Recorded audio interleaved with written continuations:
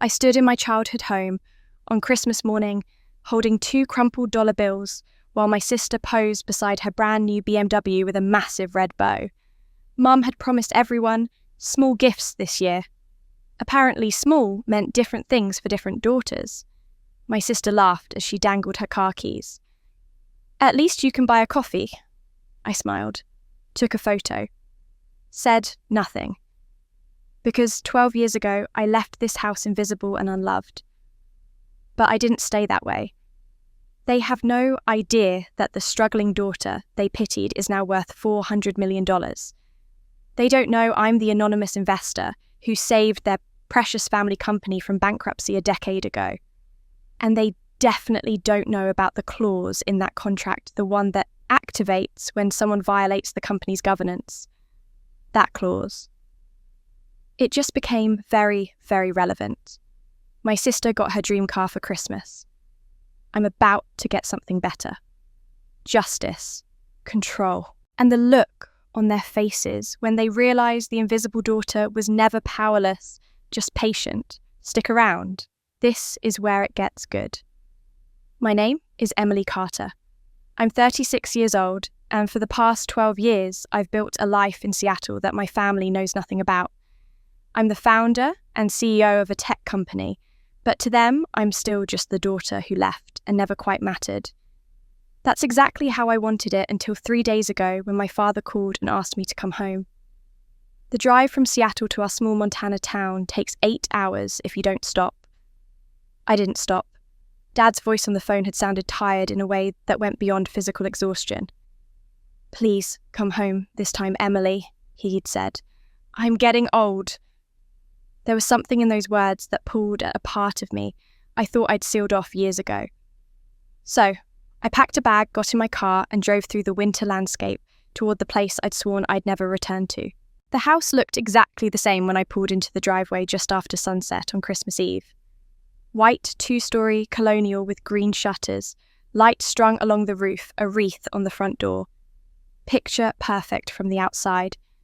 It always had been. I sat in my car for a moment, hands still gripping the steering wheel, reminding myself why I'd come. For Dad. Only for Dad. Mum opened the door before I even reached the porch. "Oh, you're here," she said, her tone flat, as if I'd arrived to read the meter rather than spend Christmas with my family. No hug, no smile, just that familiar look of vague disappointment, as though my very presence was somehow inconvenient. "Jenna is busy getting ready for the church service tonight. You'll have to wait until she's done." Of course, Jenna was always busy with something important. I stepped inside the warmth of the house, hitting me immediately, along with the scent of pine and cinnamon. Everything felt exactly as it had 12 years ago, down to the way Mum turned her back on me and walked toward the kitchen without another word. Dad appeared in the hallway, and his face lit up when he saw me. That at least was real. He pulled me into a tight embrace, and I felt how much thinner he'd become, how his shoulders seemed to carry a weight they hadn't before. "Thank you for coming," he whispered against my hair. When he pulled back, I could see the lines around his eyes had deepened, and there was something sad in his expression that made my chest tighten.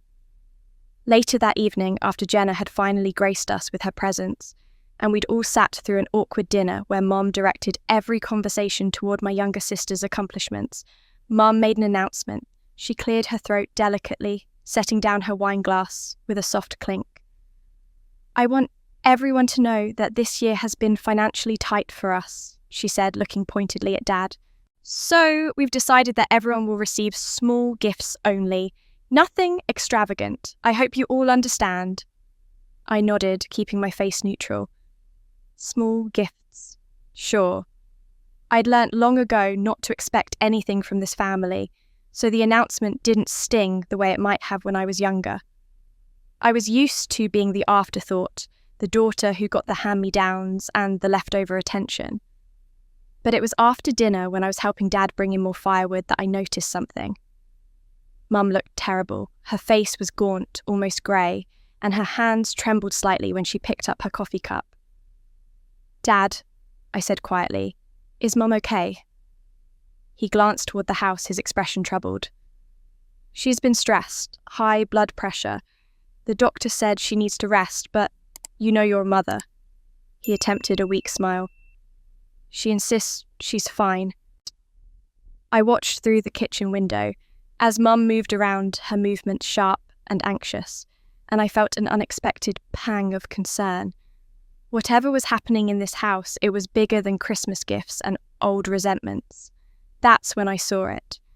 Through the window, past the kitchen, I could just make out the garage. And there, visible through the crack in the door, was something large covered with a tarp. The corner of the covering had slipped, and I could see it clearly, a splash of bright red. A ribbon. A very large, very expensive-looking ribbon. My hand tightened around the firewood I was carrying. Small gifts, for everyone. Right, I barely slept that night. The guest room, my old bedroom, though you'd never know it now since Mum had redecorated it into a sewing room years ago, felt cold despite the heater running. I lay awake staring at the ceiling, thinking about that red ribbon in the garage. Small gifts for everyone, Mum had said. The words kept circling in my mind, and I wondered just how naive she thought I was. By the time Christmas morning arrived, I'd already decided to simply observe. That's what I'd become good at over the years, watching, analysing, staying detached. It was a survival skill I'd learned in this house long before I'd ever applied it to business. Don't expect anything, and you can't be disappointed. Don't hope for love, and you won't feel the sting when it goes to someone else. The living room was exactly as I remembered from childhood Christmases. The tree stood in the corner by the bay window, ornaments catching the morning light. Stockings hung from the mantel, though I noticed mine looked deflated compared to Jenna's, which bulged with wrapped packages. Mum had made her famous cinnamon rolls, and the smell filled the house with a warmth that felt cruelly at odds with the chill in my chest. Jenna came downstairs in designer pajamas, her blonde hair perfectly styled, even at 8 in the morning. She'd always been the pretty one, the charming one, the daughter who knew how to smile and say exactly what our parents wanted to hear. At 32, she still lived in town, still had Sunday dinners with Mum and Dad, still occupied the centre of their universe in a way I never had. "Merry Christmas, everyone," she chirped, accepting a mimosa from Mum. I noticed no one had offered me one.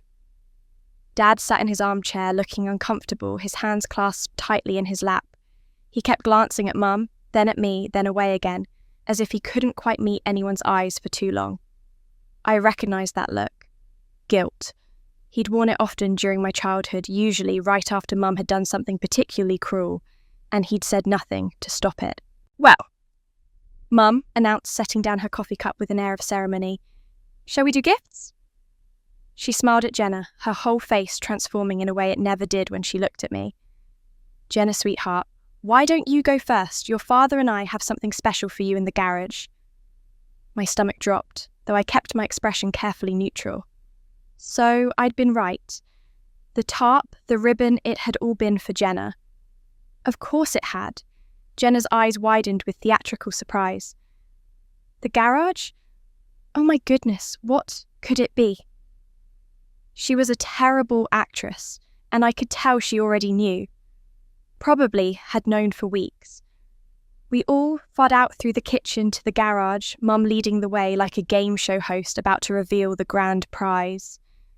Dad walked slowly, his shoulders hunched, and I followed at the back, my hands shoved deep in my pockets. Mum threw open the garage door with a flourish, and there it was. A brand new BMW, gleaming silver under the overhead lights with an enormous red bow perched on the hood. The bow alone probably cost more than most people's Christmas budgets. Jenna screamed, actually screamed, her hands flying to her mouth in exaggerated shock. Oh my God, is this really for me?" Mum pulled her into a tight embrace, stroking her hair like she was still a child. "You deserve this, sweetheart.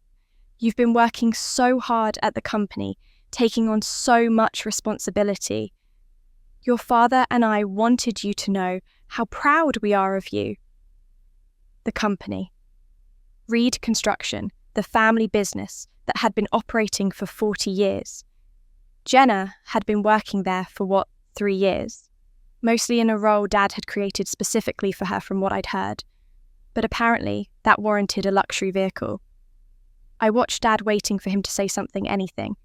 He stood to the side, his face carefully blank, but he wouldn't look at me, not even a glance. That told me everything I needed to know.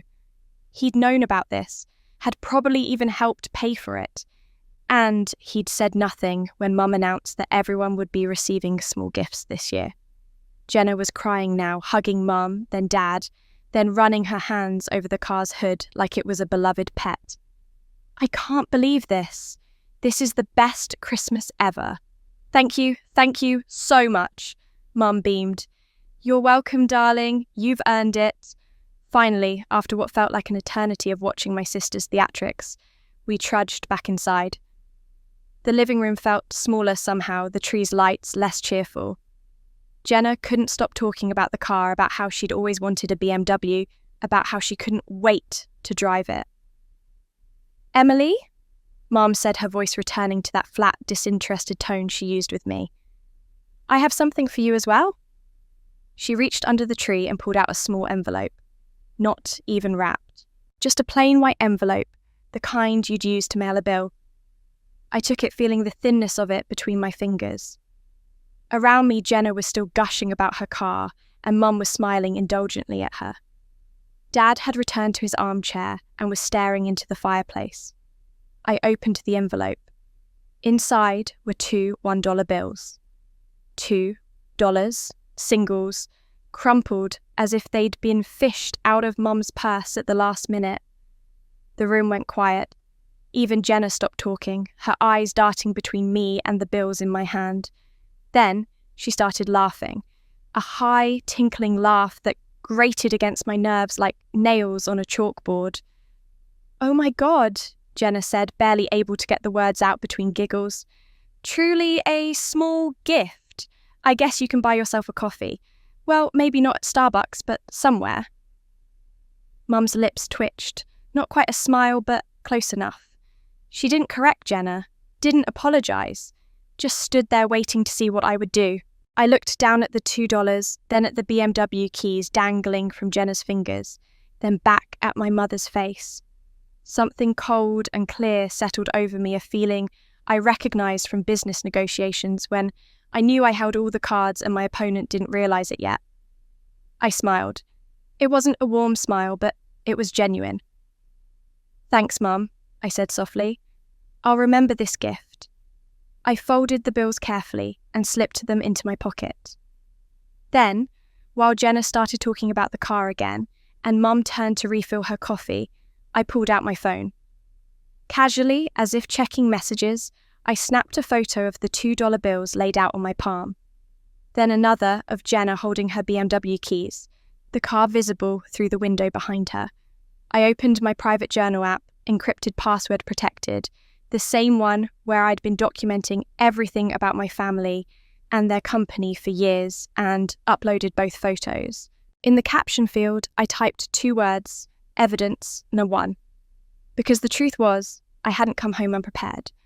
I hadn't spent 12 years building an empire just to walk back into this house as the same powerless girl who'd left. I'd been preparing for this moment for over a decade. And now, watching my sister preen over her ridiculous gift, while I stood there with 2 crumpled dollars, I felt something click into place. The game had finally begun. But as I stood there in my parents' living room, phone tucked back in my pocket, the $2 bills feeling like they weighed 1,000 pounds, I realised this game had actually started long before today. This was just the latest move in a match that had been playing out my entire life. My 16th birthday. That's where my mind went, first pulling up the memory with crystalline clarity. I'd woken up that morning with cautious optimism, the kind only a teenager who still has hope can muster. Sweet 16 was supposed to be special. I'd heard other girls at school talking about their parties for months. Mum had made a small cake, chocolate from a box mix with 16 candles crammed onto its surface. Just the 4 of us sat around the kitchen table while I blew them out. Jenna, who was 12 at the time, barely looked up from her phone. Dad had smiled and handed me a card with $50 inside, which felt generous until 4 months later when Jenna turned 13. For Jenna's 13th birthday, Mum rented out the community centre, 50 guests, a DJ, a candy bar with Jenna's name spelled out in custom chocolates. I'd helped set up the decorations that morning, hanging streamers, while Mum fussed over every detail, her face animated in a way I rarely saw. I remember thinking maybe if I helped enough, if I was useful enough, she'd look at me the way she looked at my sister. She never did. High school graduation should have been different. I'd worked myself to exhaustion to become valedictorian, staying up until 2 a.m, studying, sacrificing any semblance of a social life. The day of the ceremony, I'd pressed my white dress carefully and practiced my speech in the mirror. I was going to make them proud. Finally, I was going to be seen. 2 hours before we needed to leave, Mum came into my room. Her face was tight with concern, but not for me. Jenna has a terrible cold, she said, not quite meeting my eyes. She's running a fever. Your father and I need to stay home with her. You understand, don't you? I'd stood there in my white dress holding my speech cards and nodded. What else could I do? I gave my valedictorian address to a crowd that didn't include my parents. When they called my name and I walked across that stage, I looked out at the audience and saw the empty seats where they should have been.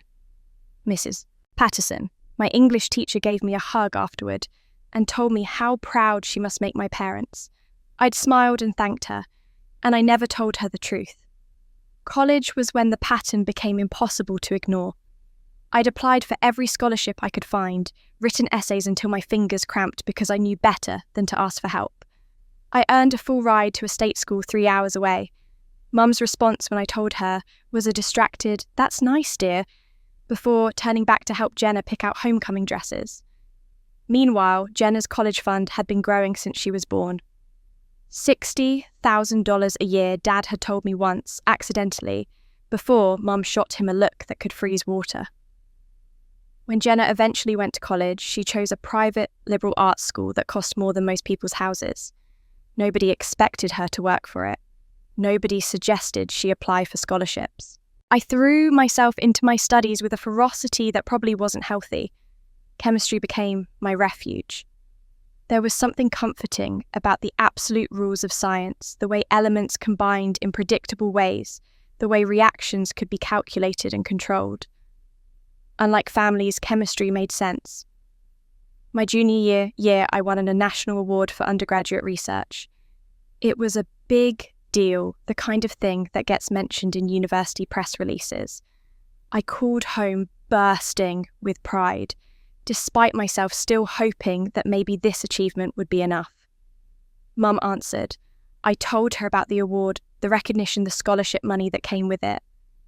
There was a pause, then she said, "Well, Emily, being smart isn't enough. You need social skills like Jenna.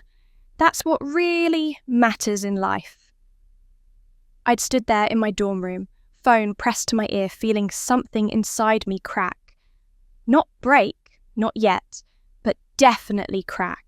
By the time I was 24 and ready to leave Montana for good, I'd built walls so high around myself that I barely felt anything anymore. I'd learned to expect nothing, need nothing, want nothing from them. I packed my car with everything I owned, which wasn't much, and prepared to drive away from that house forever. Dad caught me as I was loading the last box. He looked older than I remembered, tired in a way that went deeper than physical exhaustion. He pressed something into my hand, Grandpa's old pocket watch, gold and heavy, and probably the most valuable thing he owned. "I believe in you," he whispered, his voice rough. He glanced back at the house where Mum was visible through the kitchen window, and then he walked away without another word. I kept that watch. Even now, it sits in my office in Seattle on the shelf behind my desk, where I can see it when I need to remember that once, even if only for a moment, someone in that family saw me. But there's another memory older and hazier that I think explains everything. I was 8 years old, unable to sleep, and I'd crept downstairs for a glass of water. The living room was dark except for a single lamp, and Mum sat on the couch crying. Not quiet tears, but deep, shuddering sobs that shook her whole body. In her hands was a photograph. I'd moved closer, curious and frightened. "Who is she?" I'd asked, looking at the picture of a little girl with blonde curls and a gap-toothed smile. Mum's head had snapped up her face, wet with tears. "No one. Go to bed." Her voice was sharp, almost violent, and I'd run back upstairs without my water. The next day, I'd asked Dad about it. He'd gone very still, his coffee cup suspended halfway to his mouth. Then, he'd set it down carefully and let out a long sigh. "Why?" "That was Sarah," he'd said quietly. "A baby your mother lost before you were born." He didn't say anything else, and I didn't ask. But I understood even at 8 years old that I was living in the shadow of a ghost. That Mum looked at me and saw someone else. Someone who should have been there instead of me. 3 years after I left home, I'd built something real. My first startup had just been acquired for enough money to never have to worry again. I was 27 years old and successful beyond anything I'd imagined. Despite everything, I wanted to share it with them. I wanted them to know I'd made it. I called home, my heart pounding like I was 16 again, hoping for validation I should have stopped needing years before. Mum answered. I told her about the acquisition, about the money, about how I'd done it all on my own. There was a pause. Then, I heard her say something to someone in the background, probably Jenna. She laughed at whatever response she got. Then, she hung up. Just like that. Mid-conversation. Didn't even say goodbye. That was the last time I called home until Dad's voice on the phone 3 days ago asking me to come back. And now, here I was, standing in their living room with $2 bills in my pocket, watching Jenna parade around with car keys and feeling absolutely nothing. No hurt, no surprise. Just a cold, clear certainty that everything was unfolding exactly as I'd expected. What my family didn't know, what they'd never bothered to ask about or investigate, was who I'd become in those 12 years of silence. My official bio, the one that appears on Catalyst Solutions' website, is deliberately vague. Founder and CEO. Stanford MBA.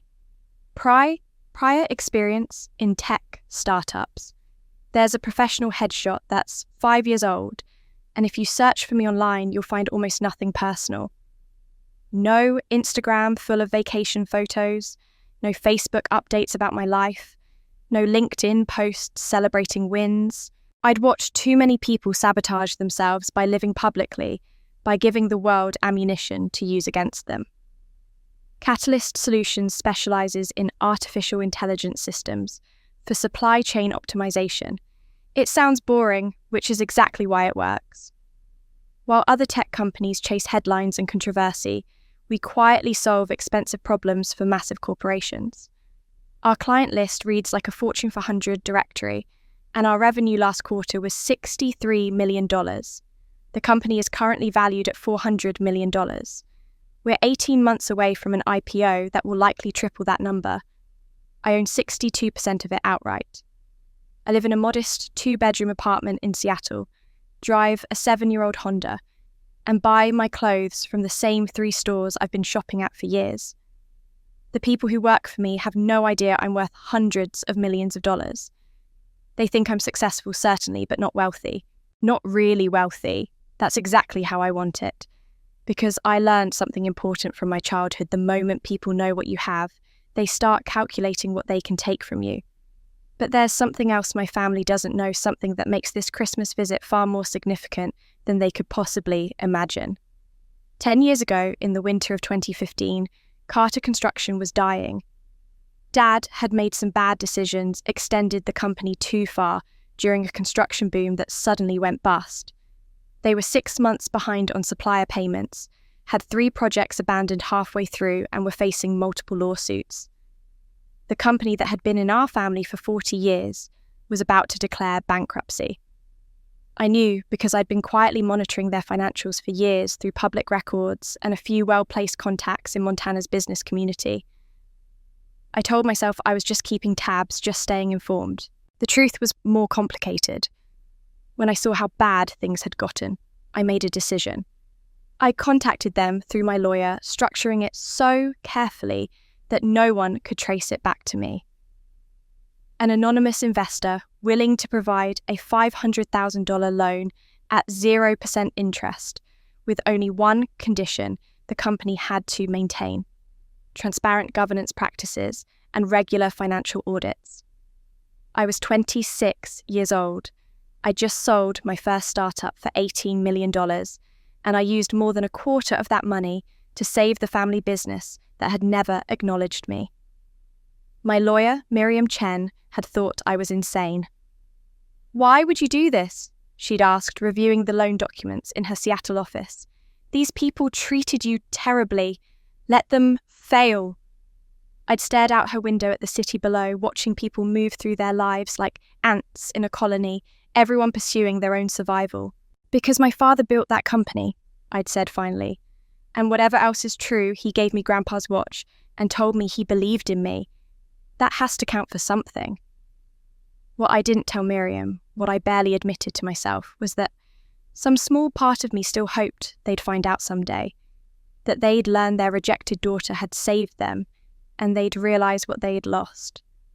They never did find out. The loan was processed through Carter Holdings LLC, a Delaware limited liability company I'd established specifically for this purpose. The paperwork was airtight. Anonymous meant anonymous. Dad had been so relieved when the money came through. I'd heard about it secondhand through my contact at the county recorder's office. The company stabilised. They paid back suppliers. They finished those abandoned projects. Carter Construction survived. Over the next 5 years, they repaid the loan in full, every penny exactly on schedule. And then they forgot about their mysterious saviour, the anonymous investor, who'd appeared in their darkest hour and asked for nothing in return. Except I had asked for something. They just hadn't read the fine print carefully enough. Buried in that loan agreement was a clause that Miriam had insisted on, even though I'd initially resisted. If Carter Construction ever violated the transparent governance requirement, if financial irregularities were discovered, or if the company engaged in any fraudulent practices, the loan would automatically convert to equity. Specifically, 40% voting shares in the company. At the time, I thought it was just insurance, a way to protect my investment.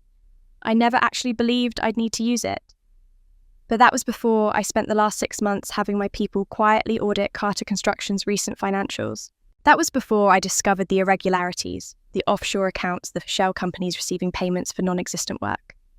That was before I learned about the pending deal with Morrison Corp, a company that existed primarily on paper and was backed by people whose backgrounds made my investigator nervous. I'd come home for Christmas with a briefcase full of evidence in my car trunk and a lawyer on speed dial. I'd come home knowing that my family was about to make decisions that would trigger that clause, decisions that would hand me control of the company they'd spent decades building. I hadn't planned it this way. I really hadn't. But I'd learned long ago that you don't wait for justice to find you. Sometimes you have to create it yourself. Now standing in my parents' living room on Christmas morning, watching Jenna show Mum photos of her new BMW on her phone, while Dad pretended to read the newspaper, I felt the weight of those $2 bills in my pocket. Evidence number 1, I'd labelled the photo in my encrypted journal. But the truth was, I had evidence dating back months, financial records, email trails, documentation of every questionable transaction. The loan agreement clause could be activated at any time. All I needed was cause. And now I was fairly certain I was about to get it. But certainty in business requires facts, not instincts. So I'd spent the last 3 months making sure I understood exactly what was happening at Carter Construction. The company had been the backbone of this town for as long as I could remember. My grandfather started it in 1975 with a single truck and a crew of 3 men. By the time Dad took over in the 90s, Carter Construction had built half the commercial buildings in the county and most of the nice homes in the surrounding areas. Growing up, I'd been proud of the family name on those work trucks, even if the family itself never seemed particularly proud of me. At its peak, the company employed nearly 200 people: carpenters, electricians, project managers, administrative staff, most of them locals, who'd worked there for decades. It was the kind of place where 3 generations of the same family might work side by side, where people showed up to retirement parties with tears in their eyes because they were leaving behind more than just a job. That was the company I remembered, but that wasn't the company that existed now. Currently, Dad held the title of chairman, though from what I could tell, it was purely ceremonial. He showed up to the office a few times a week, signed whatever papers were put in front of him, and spent most of his time playing golf with other semi-retired businessmen. He was 68 now and ready to step away completely. I couldn't entirely blame him for wanting rest after 4 decades of running the business. What I could blame him for was who he was planning to hand it over to. Jenna had been named Chief Operating Officer 3 years ago. I'd seen the announcement on LinkedIn accompanied by a professionally shot photo of her standing in front of a construction site, wearing a hard hat that had clearly never seen actual work. The comments had been full of congratulations, mostly from people who probably didn't realise she had no construction experience, no business degree, and no particular qualifications beyond being the favourite daughter.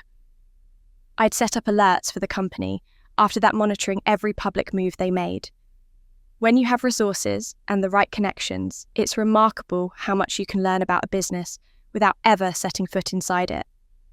Financial filings are public record in Montana for companies of a certain size. County building permits are searchable online. Employees talk on social media, especially the younger ones who don't understand that the internet never forgets. 3 weeks ago, my investigator had sent me something that made my blood run cold.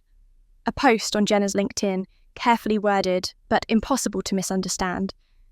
Excited to announce that Carter Construction is entering a new chapter through our partnership with Morrison Corp. This merger will bring unprecedented growth opportunities and expand our reach across the Pacific Northwest. Grateful to be leading this transformation. Partnership. Merger. Those were careful words corporate speak designed to sound positive. But my investigator had dug deeper calling in favours with county clerks and searching through business registration databases. What he found was much simpler and far more damaging. Jenna had signed a deal to sell 60% of Carter Construction shares to Morrison Corp. Not a partnership, not a merger, a sale, a transfer of control that would strip my father's company away from the family that built it. I'd spent 2 days reviewing everything my investigator had compiled on Morrison Corp. On paper, they looked legitimate enough, a mid-sized development company based in Spokane, with projects scattered across 3 states. But when you looked closer, the picture got murky. The ownership structure was deliberately opaque, hidden behind layers of LLCs. Their projects had a pattern of starting strong and ending in litigation. Former employees left reviews online talking about unpaid wages and sudden layoffs. And then there was the detail that had made me book my flight home. Morrison Corp was backed by Jeff Brennan, a man my father had fired from Carter Construction 10 years ago for stealing project designs and trying to undercut the company's bids. This wasn't a business deal. This was revenge dressed up in corporate language. I needed to confirm everything before I made my move, so I'd done something I hadn't done in years. I'd called someone who still worked at Carter Construction. Martha Hendricks had been the company's head accountant for 30 years. She'd been there when I was a child, and I remembered her as a kind woman who always kept hard candies in a dish on her desk. She used to let me sit in her office and do homework after school while Dad finished meetings. I'd found her personal cell number through a database search and called her 2 days before Christmas. My heart had been pounding when she answered, unsure if she'd even remember me. Emily Carter. Her voice had been shocked but warm.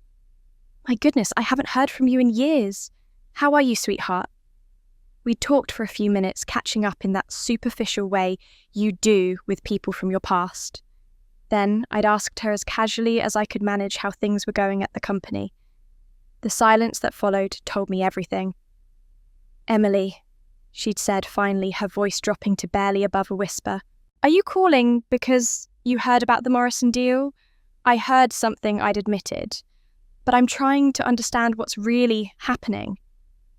Another pause. Then, "Can I call you back in 10 minutes? I need to get somewhere private." When she called back, she was in her car and her words came out in a rush. The Morrison deal was worse than I'd thought. Not just 60% of shares, but a complete restructuring that would eliminate the Carter name entirely. The company would become a subsidiary of Morrison, and Jenna would get a vice president title and a generous payout, while most of the long-time employees would be laid off within 6 months. "Your father doesn't understand what he's signing," Martha had said, her voice breaking. "Or maybe he does and he doesn't care anymore. But Emily, if you still care about this company, about these people who've given their lives to it, you need to come back now. Because in 72 hours, everything will be irreversible." I'd gripped my phone so hard my knuckles went white. "When does the deal close?" "January 15th. The contracts are already drawn up. They're just waiting for your father's final signature, and from what I can tell, he's planning to sign right after the new year." That conversation had been 3 days ago, and now here I was standing in my parents' living room on Christmas morning holding $2 bills, while my sister celebrated her new car, and my family celebrated their complete obliviousness to what was coming. January 15th. That gave me less than 3 weeks to stop this. The deadline was tight, but I'd worked with worse. And unlike everyone else in this house, I had something they didn't know about. I had leverage, I had documentation, and I had a clause in a 10-year-old loan agreement that was about to change everything. But timing in business is as crucial as the leverage itself, and I'd learnt long ago that you don't show all your cards at once. You reveal just enough to destabilize your opponent, then you wait and watch how they react. The evening of December 26th arrived with the same artificial warmth as Christmas Day. Mum had insisted on a formal family dinner, the kind she used to host when I was young, and still desperately seeking her approval. The dining room table was set with her good china candles flickering in silver holders, a roast that probably cost more than my entire Christmas gift, sitting at the centre. I'd spent the day being studiously ignored, while Jenna received a parade of congratulatory phone calls about her new car. She'd posted about it on every social media platform, the photos carefully staged to look casual. Mum had hovered around her all day like a devoted courtier, asking if she needed anything, commenting on how the silver colour brought out Jenna's eyes. Now we sat around the table, 4 people playing at being a family. Dad carved the roast with methodical precision, his hands steady but his eyes distant. Mum sipped her wine and complimented to Jenna's outfit. And Jenna, riding high on 24 hours of being the centre of attention, couldn't seem to stop talking. "I have the most incredible news," she announced, not waiting for anyone to ask. Her cheeks were flushed, whether from wine or excitement, I couldn't tell. "The Morrison Corp deal is moving forward faster than we expected. By this time next year, Carter Construction will be part of the state's largest development conglomerate, and I'll be Vice President of Regional Operations." Mum's face lit up in a way I'd only ever seen directed at my sister. "Oh, darling, that's wonderful, Vice President. Do you hear that, Richard?" She turned to Dad, who nodded slowly, his expression unreadable. "It's a big change," he said carefully. "It's progress," Jenna corrected, her tone sharp. "The company has been stagnant for years. This partnership with Morrison will finally bring us into the 21st century." She took a long sip of wine, her confidence almost palpable. "Jeff Brennan really understands vision in a way that—" She stopped herself, but not quickly enough. Dad's jaw tightened. "Jeff Brennan, he's involved in this." Jenna waved her hand dismissively. "Ancient history, Dad. He's a successful businessman now. You need to let go of old grudges." I watched this exchange in silence, cutting my roast into precise pieces, my face neutral. The mention of Brennan's name confirmed what my investigator had found. This wasn't just business. This was personal, and my sister was either too naive or too self-absorbed to see it. Mum, oblivious as always to any undercurrent that didn't directly involve her daughters, turned her attention to me. Her smile cooled instantly, transforming into something that resembled polite interest but felt like ice. "And what about you, Emily? What will you do with your life?" The question hung in the air, weighted with decades of implication. What will you do with your life since you've accomplished nothing we care about? What will you do with your life since you're not Jenna? I set down my fork and knife, aligning them carefully on the edge of my plate.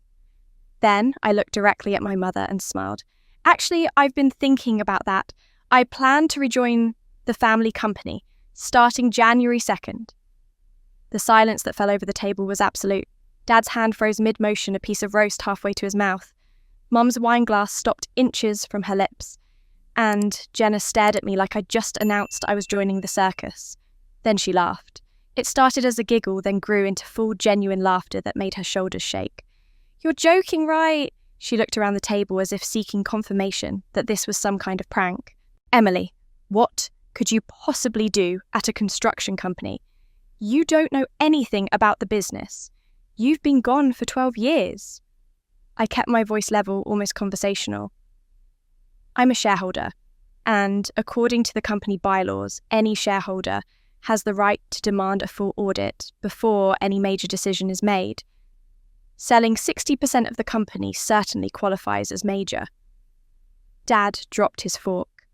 It clattered against his plate with a sound that seemed deafening in the quiet room. His face had gone pale, and he was staring at me with an expression I couldn't quite read. Shock, certainly, but something else too. Fear, maybe. Mum recovered first, her voice cold and sharp. "You don't have any shares in Carter Construction, Emily. Don't be ridiculous." I'd prepared for this moment. I reached into my jacket pocket and pulled out a folded document, placing it on the table between us with deliberate care. "Then, what is this?" The paper sat there like a small bomb, and I watched their faces as they processed what they were seeing. It was a copy of the original loan agreement from 2015, marked with the Delaware LLC registration, the loan terms, and, most importantly, the conversion clause highlighted in yellow. Jenna snatched it up, her hands trembling slightly. I watched her eyes scan the pages, saw the exact moment she reached the critical paragraph.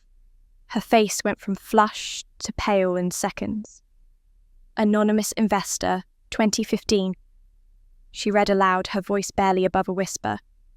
"Upon breach of transparent governance commitments, loan converts to 40% voting shares in Carter Construction registered through Carter Holdings, LLC. She looked up at me, and for the first time since I'd arrived, I saw something other than smugness in her expression. I saw fear. "This is dated. This is from when the company almost went bankrupt." "That's right," I said calmly. "Someone saved this company 10 years ago, provided $500,000 at zero interest when the banks had all turned you down. That someone was me." Dad made a sound like all the air had left his lungs. "Emily, you shake your..." "Me," I confirmed. I was 26 years old, and I just sold my first company. I used that money to save yours because despite everything, I couldn't let Grandpa's legacy die. I paused, letting that sink in. "You paid back every penny over 5 years, but you never bothered to wonder who your mysterious benefactor was." Mum's hand was shaking so badly she had to set down her wine glass. "This can't be legal. You can't just..." "It's completely legal," I interrupted. "Reviewed by corporate attorneys in both Montana and Delaware. Notarized. Filed with the state. Everything by the book." I turned to Jenna, whose face had gone from pale to grey. "And, according to the terms, if the company engages in any fraudulent practices, fails to maintain transparent governance, or makes major decisions without proper shareholder notification, the conversion clause activates automatically." Jenna's mouth opened and closed, but no sound came out. She looked at the document in her hands like it was a snake that might bite her. So, I continued my voice, pleasant, almost friendly. Before you finalise anything with Morrison Corp, I suggest we have a conversation about those financial irregularities I've been noticing. The offshore accounts, the shell companies, the unusual payments. I smiled at my sister. Unless you'd like to explain those to me right now. The document slipped from Jenna's fingers and fluttered to the table, landing face up with those highlighted words, clearly visible 40% voting rights upon breach.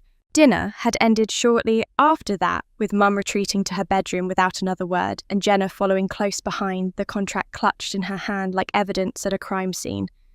I'd excused myself, calmly climbed the stairs to my temporary room, and sat on the bed in the dark, my heart pounding so hard I could feel it in my throat. I'd done it. I'd shown my hand at least partially. The look on their faces had been everything I'd imagined during those long nights in Seattle when I'd planned this moment. Shock, disbelief, the dawning realization that the daughter they'd dismissed had more power than they'd ever suspected. But satisfaction felt different than I'd expected. Hollower, somehow. I was still sitting there, in the dark, fully clothed, when I heard the soft knock on my door. It was just past midnight, and the house had been silent for hours. For a moment, I considered not answering, but then the knock came again, gentler this time, almost hesitant. "Emily," Dad's voice was barely audible through the door. "Can we talk?" I stood and opened the door. He looked smaller than he had at dinner, his shoulders hunched, his face lined with exhaustion that went beyond the late hour. He was still dressed in his dinner clothes, though he'd loosened his tie and undone the top button of his shirt. "Can I come in?" he asked. I stepped aside and he entered slowly, looking around the room that had once been mine but now bore no trace of my existence. He sat on the edge of the bed, his hands clasped between his knees, and for a long moment he just stared at the floor. "Sweetheart," he finally said, his voice trembling. "I'm sorry." The word hung between us, inadequate and far too late. I crossed my arms, leaning against the dresser, keeping distance between us. Sorry for what exactly? For 36 years of leaving me on the sidelines, for watching Mum treat me like I was invisible and doing nothing, for letting Jenna get everything while I got nothing. My voice was colder than I'd intended, but I couldn't seem to soften it. "You're going to need to be more specific, Dad." He flinched as if I'd struck him. "For all of it," he said quietly. "For being too weak to stand up for you. For choosing the easy path instead of the right one." He looked up at me then, and I saw tears in his eyes. "I know you won't believe me, but I've regretted it every single day." "Then why didn't you do something?" The question came out sharper than I'd meant. "Why didn't you ever choose me, even once?" He was quiet for so long I thought he might not answer.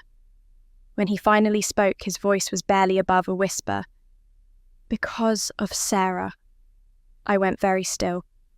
"The little girl in the photograph, the one Mum was crying over when I was 8. Dad nodded slowly.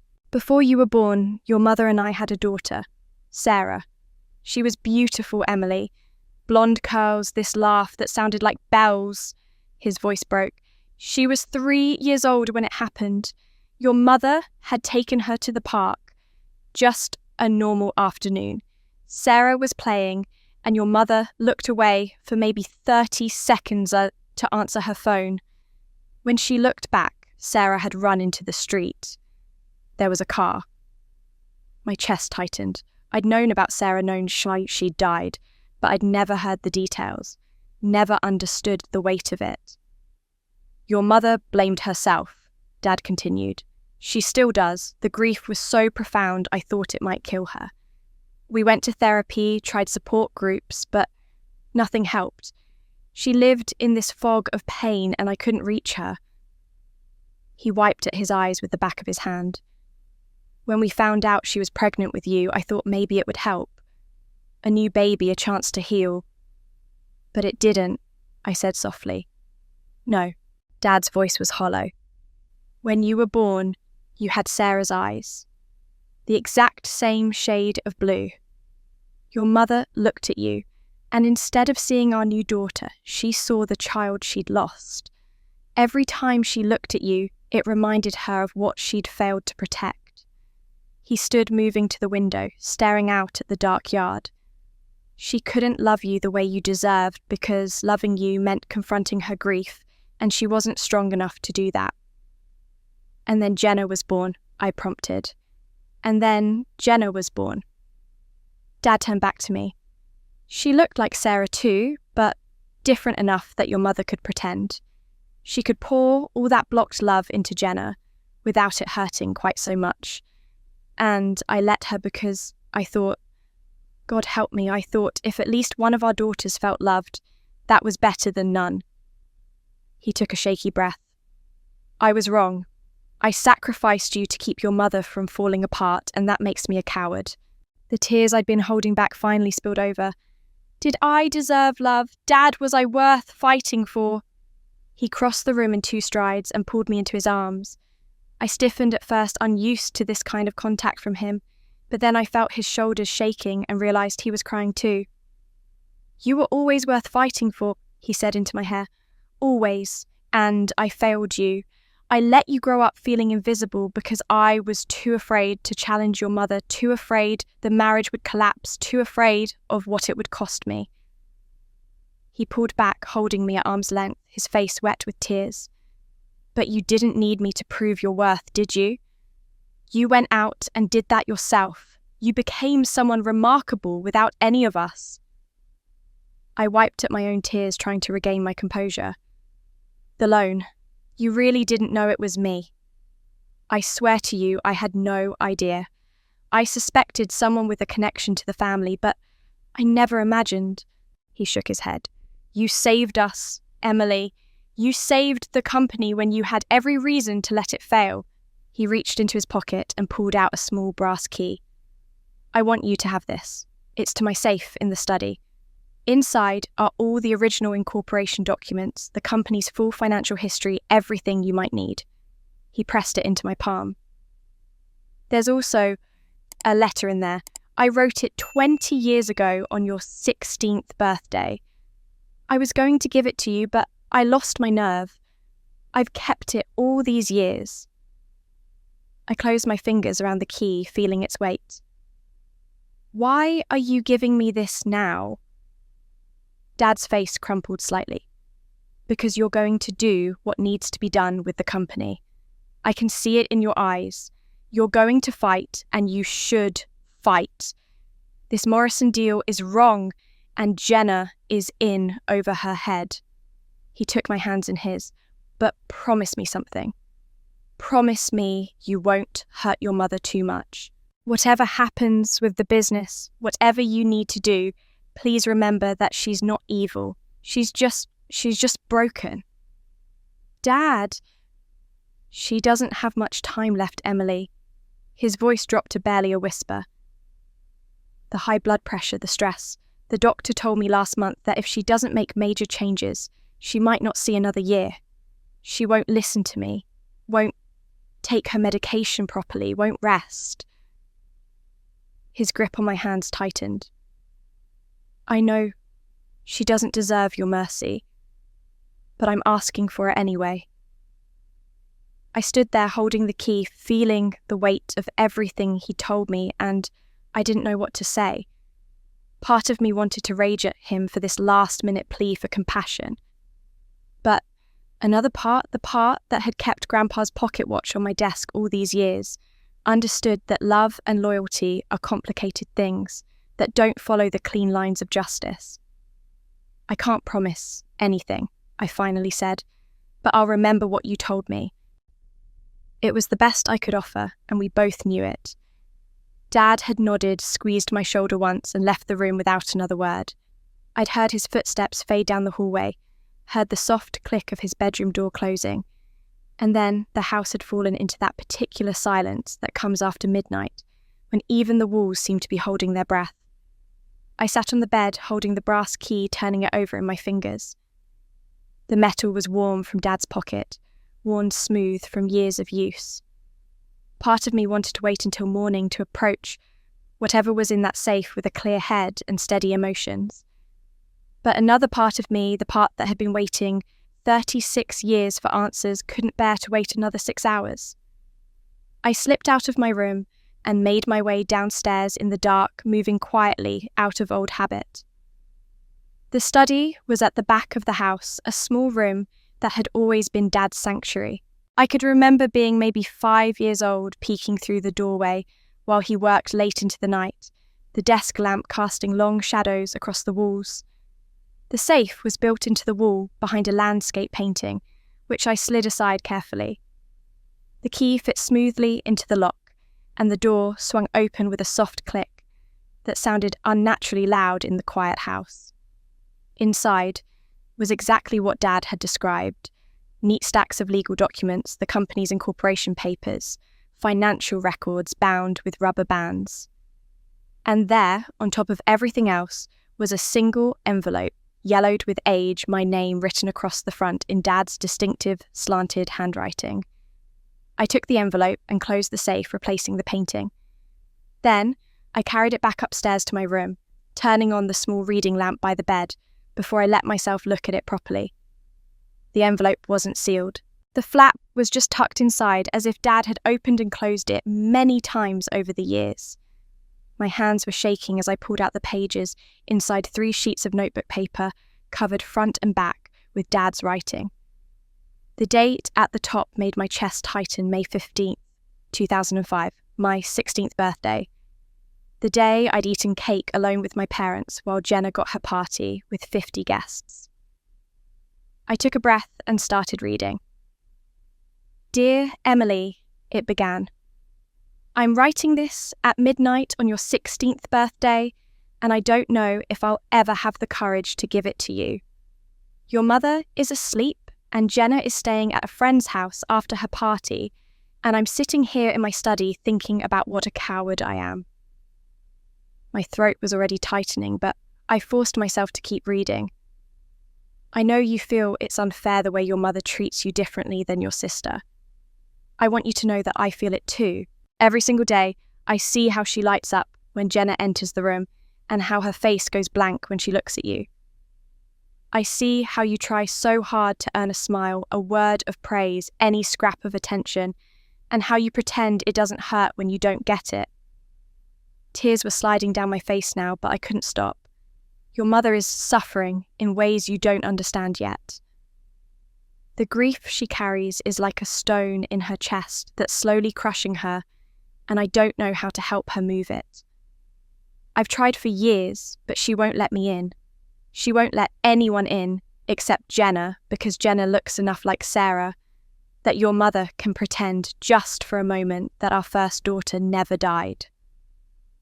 The words blurred as my tears fell faster. "I'm weak, Emily. I should stand up to your mother.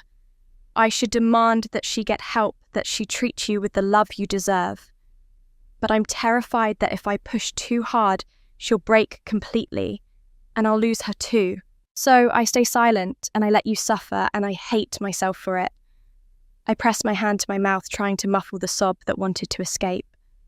"But I want you to know something, even if I never find the courage to tell you in person. You're the child I'm most proud of. Not because you get perfect grades, though you do. Not because you win awards, though you do that too. I'm proud of you because of who you are when no one is watching. You're kind to people who can't do anything for you. You work harder than anyone I've ever known. You've learned to be strong in a house that should have taught you love, and that takes a kind of courage I don't possess." My whole body was shaking now, the letter trembling in my hands.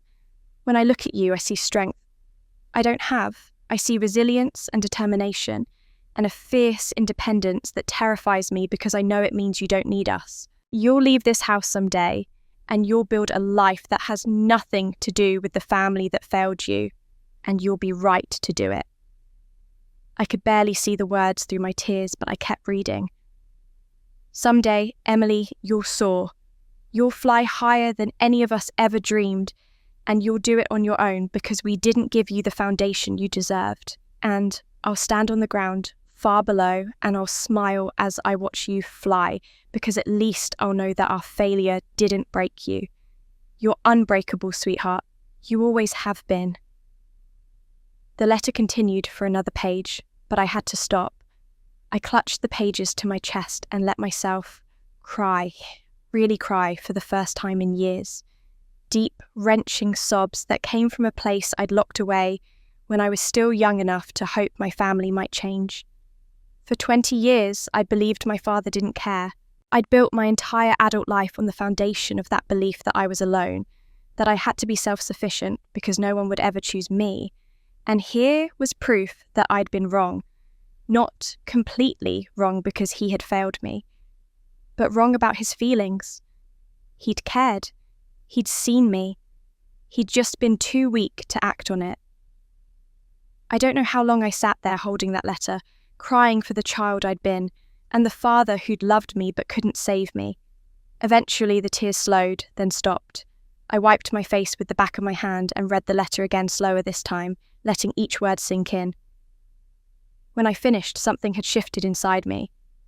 The cold, calculated anger that had brought me home the desire to expose and punish and prove my worth through their humiliation felt different now. Smaller somehow, less important than it had been 6 hours ago. I still needed to stop the Morrison deal. That hadn't changed. The company was being stolen, and good people would lose their livelihoods if I did nothing. But my motivation had transformed. This wasn't about revenge anymore. It wasn't about making them suffer the way they'd made me suffer. This was about saving something that mattered: the company my grandfather built, the jobs that sustained families, the legacy that deserved better than to be sold off to a man with a grudge. And maybe, if I was lucky, I could save my family too. Not by destroying them, but by forcing them to face the truth and deal with it honestly for the first time in 40 years.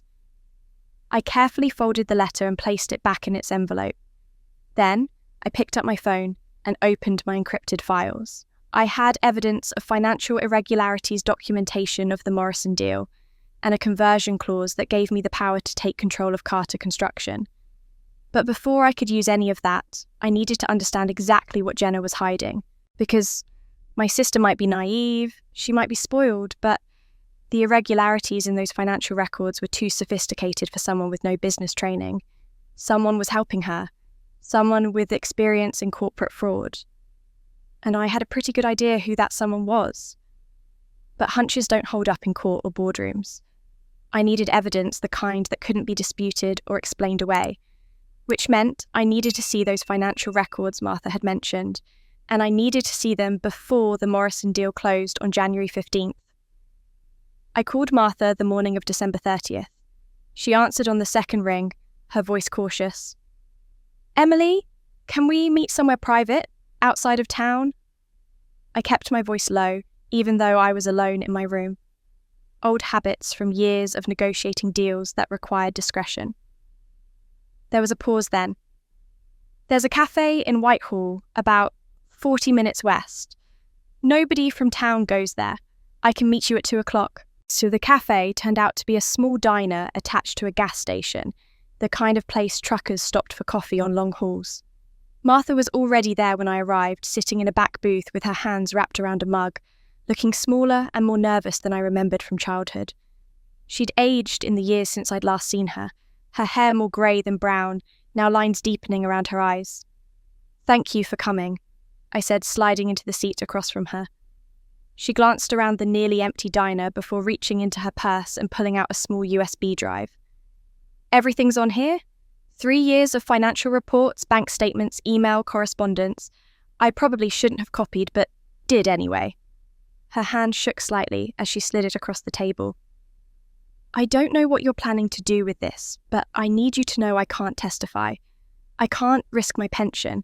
I have 6 months until retirement, and if they fire me for cause..." "I understand," I assured her. "Your name won't come up. I promise. She nodded, but tears were already forming in her eyes. "I've worked at Carter Construction for 30 years, Emily. I've watched your father build something good, something that mattered to this community. And now I'm watching it get stolen from the inside." She wiped at her eyes with a napkin. "I didn't dare tell the boss," Your mother, she threatened to fire me if I spoke up about the irregularities. Said I was confused that I didn't understand modern accounting practices. My stomach clenched. Mum knows about the fraud. Not all of it, I don't think, but enough. The offshore accounts, her name is on them too. Martha's voice dropped to barely above a whisper. I think Jenna started it, but your mother helped hide it. Maybe she thought she was protecting her daughter, I don't know. But Emily, this isn't just creative bookkeeping. This is serious fraud.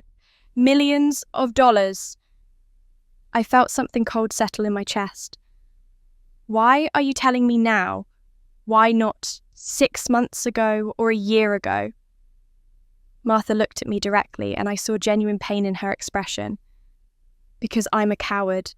I wanted to keep my head down, collect my pension, and pretend I hadn't seen anything.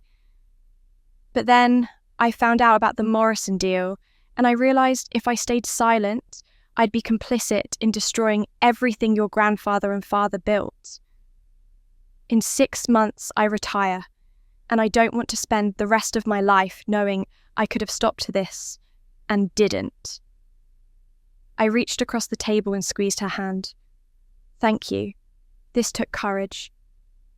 After Martha left, I sat in that booth for another hour, staring at the USB drive like it might explode. Then I paid the check, drove back to my parents' house, and locked myself in my room for the next 6 days. I had 2 forensic accountants on retainer in Seattle, people I'd used before when vetting acquisition targets for Catalyst Solutions. I overnighted them copies of the files, with instructions to work around the clock. Then I started my own analysis, spreading printouts across the bed, creating timelines, tracking money flows, building a picture of systematic theft that made my hand shake with anger. Jenna had given herself raises from $80,000 to $240,000, over 3 years, each one approved with forged board signatures. There were dozens of ghost contracts, payments to shell companies with names like Mountain Valley Consulting and Northwest Development Services that existed only on paper. Each company had been registered with minimal paperwork, used for a few transactions, then dissolved. The money always ended up in the same place, offshore accounts in the Cayman Islands. I traced at every transaction, cross-referenced every date, and built a spreadsheet that showed the pattern clearly. This wasn't opportunistic theft. This was systematic, planned, sophisticated. Too sophisticated for Jenna, who'd barely graduated college and whose idea of business strategy came from LinkedIn inspirational posts. On January 3rd, my lead forensic accountant called me. Emily, you need to see something. His voice was tight. We found a pattern in the Morrison Corpy paperwork. The company's ownership structure is deliberately opaque, but we managed to trace it back through 3 layers of LLCs. The ultimate beneficial owner is a man named Jeff Brennan. The name hit me like a punch. Jeff Brennan. Dad fired him 10 years ago. That's the one. And here's where it gets interesting. We found email correspondence between Brennan and your sister dating back 18 months. They were in a relationship, Emily. Or at least he made her think they were. Every email from him is pushing her toward this deal, convincing her it's the best thing for the company, for her career, for her future. I closed my eyes, seeing it all click into place. He's using her. This whole thing is revenge against my father. That's my assessment. And, from what we can tell, Morrison Corp is a shell. They have no real assets, no ongoing projects. They'll acquire Carter Construction Strip, the assets bankrupt it, and walk away. Your sister will get her VP title and her payout, and by the time she realises what happened, there won't be anything left. I spent the next 2 days documenting everything, building a case file that could withstand legal scrutiny. The ghost contracts, the forged signatures, the offshore accounts, the connection to Brennan, the emails showing manipulation. Every piece of evidence was dated, sourced, and cross-referenced. On January the 5th, exhausted and running on coffee and adrenaline, I was reviewing the offshore account documents when I found something that made me stop cold. Buried in the paperwork was a transfer contract I hadn't seen before, dated 6 months ago. It showed a payment of $500,000 from one of the shell companies to an account I didn't recognise. I ran the account number through every database I had access to. It took 3 hours, but I finally found it. The account belonged to my mother, not jointly with Dad, not as part of the company. A personal account in her name only registered in Nevada. $500,000 transferred 6 months ago, sitting in an account that Dad almost certainly didn't know existed. I sat back staring at the document and felt everything I thought I understood about this situation shift again. Jenna was being manipulated by Brennan. But Mum was hiding money, serious money, in a secret account. The question was, did she know what she was helping to cover up, or was she being used too? And more importantly, what else was hidden in these files that I hadn't found yet? I'd been staring at spreadsheets for 6 days straight, and every time I thought I'd found the bottom of this mess, another layer revealed itself. The discovery of Mum's secret account had rattled me more than I wanted to admit. I'd expected Jenna to be careless, maybe even deliberately fraudulent, under Brennan's influence. But Mum's involvement suggested something darker, more calculated. I needed professional guidance, and I needed it immediately. On the morning of January the 6th, I told my parents I had to return to Seattle for an urgent business matter. Dad had nodded with understanding, his eyes shadowed with worry he didn't voice. Mum barely looked up from her coffee. Jenna was still avoiding me after the dinner confrontation, which made leaving easier. I caught a noon flight and went straight from the airport to Miriam Cho's office in downtown Seattle. I'd worked with Miriam for 8 years, ever since she'd left the US Attorney's office to start her own practice, specializing in corporate law. She was 65 now, sharp as ever, with silver hair cut in a precise bob, and a reputation for being absolutely ruthless when defending her clients. Her corner office overlooked Elliott Bay, and I arrived just as the winter sun was beginning to set, painting the water in shades of grey and silver. Miriam took one look at my face and poured us both coffee from the French press on her credenza. "You look terrible," she said bluntly, handing me a cup. "When's the last time you slept? Does 3 hours count?" I sank into one of her leather chairs and opened my laptop. "I need you to review something, and I need your complete honesty about what I'm facing here." I spent the next hour walking her through everything. The anonymous loan from 2015, the conversion clause, the discovery of systematic fraud, the ghost companies, the offshore accounts, the Morrison Corp connection to Jeff Brennan, and finally, the secret account in my mother's name with $500,000. Miriam made notes on her legal pad, her expression growing grimmer with each revelation. When I finished, she set down her pen and looked at me, with the serious expression I'd seen her use in depositions when she was about to deliver bad news. "Emily, this is serious fraud. We're talking about wire fraud, embezzlement, possibly money laundering, if those offshore accounts were used to conceal the source of funds. If you report this to the police, your mother and Jenna could both go to prison, federal prison, for years." I'd known this was coming, but hearing it stated so plainly still made my stomach clench. "I don't want them in prison. That's not why I'm doing this. I just want to save the company and protect the employees who've given their lives to it." Miriam stood and walked to the window, her silhouette dark against the fading light. "Then you have 2 options, and neither one is clean. Option 1, civil route. You activate the shareholder clause, call an emergency meeting, remove Jenna from her position, demand a full independent audit, and use the threat of criminal prosecution as leverage to force them to accept new management. This keeps it out of the criminal justice system, but it's risky. Risky how? Because they could fight you. Jenna could claim the conversion clause is invalid, tie you up in litigation for months. Your mother could destroy evidence. Morrison Corp could accelerate the deal closing. And without the threat of criminal prosecution hanging over them, they have less incentive to cooperate." She turned back to face me. "Option 2, you report everything to the FBI. They investigate, build a case, and you use that criminal investigation as leverage to take control of the company. But once you involve law enforcement, you lose control of the narrative. The FBI doesn't care about your family dynamics or saving the company. They care about prosecuting crimes. I set down my coffee cup, my hand shaking slightly. If I go the civil route, what do I need to do? Miriam returned to her desk and pulled out a fresh legal pad, already shifting into strategic mode. First, you need to verify you have the votes. The conversion clause gives you 40%.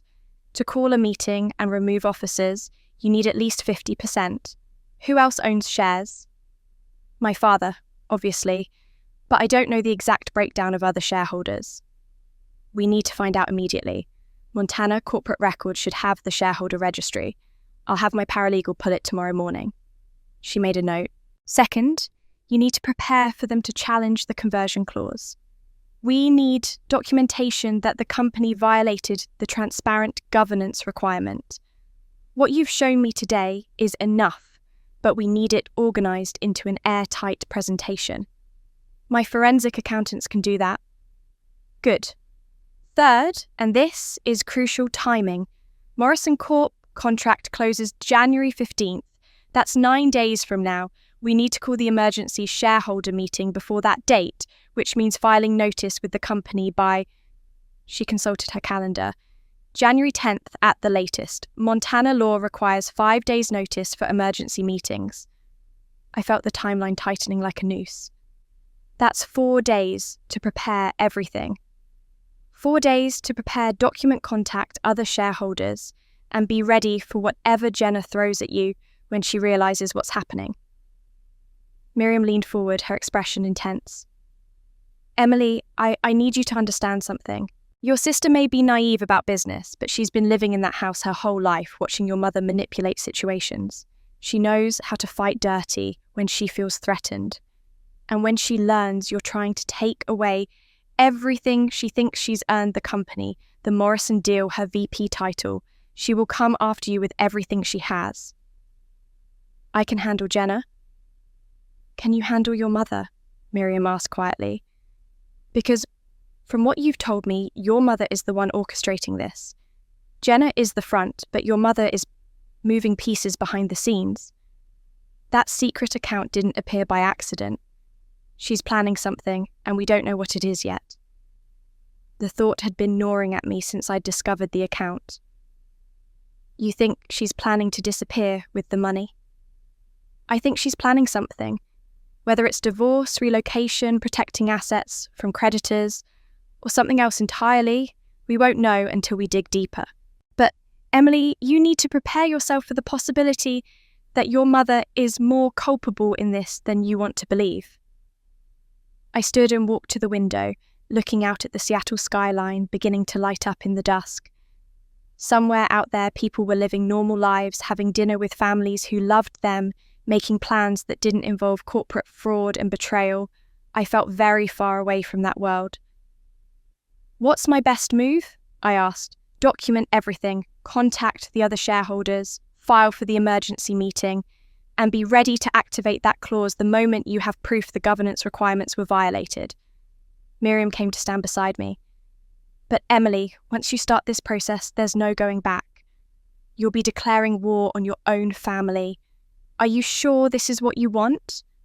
I thought about Dad's letter about Martha's tears, about the 200 employees who had no idea their livelihoods were about to be stolen. I thought about Grandpa's company, built with his hands and his reputation, about to be gutted by a man with a grudge, and a woman too broken to see what she was enabling. Yes, I said firmly, this is what I want. Then we have 9 days to save a company and possibly destroy a family in the process. Miriam returned to her desk. I'll start the paperwork tonight. You need to get back to Montana and start reaching out to other shareholders.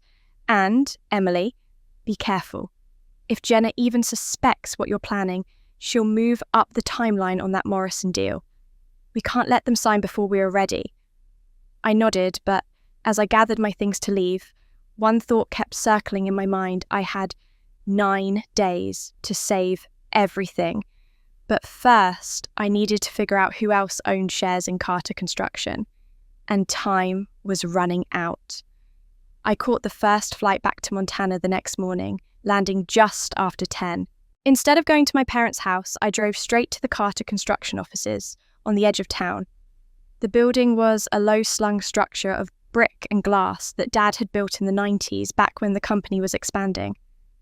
I'd spent countless afternoons here as a child doing homework in the break room while Dad finished meetings.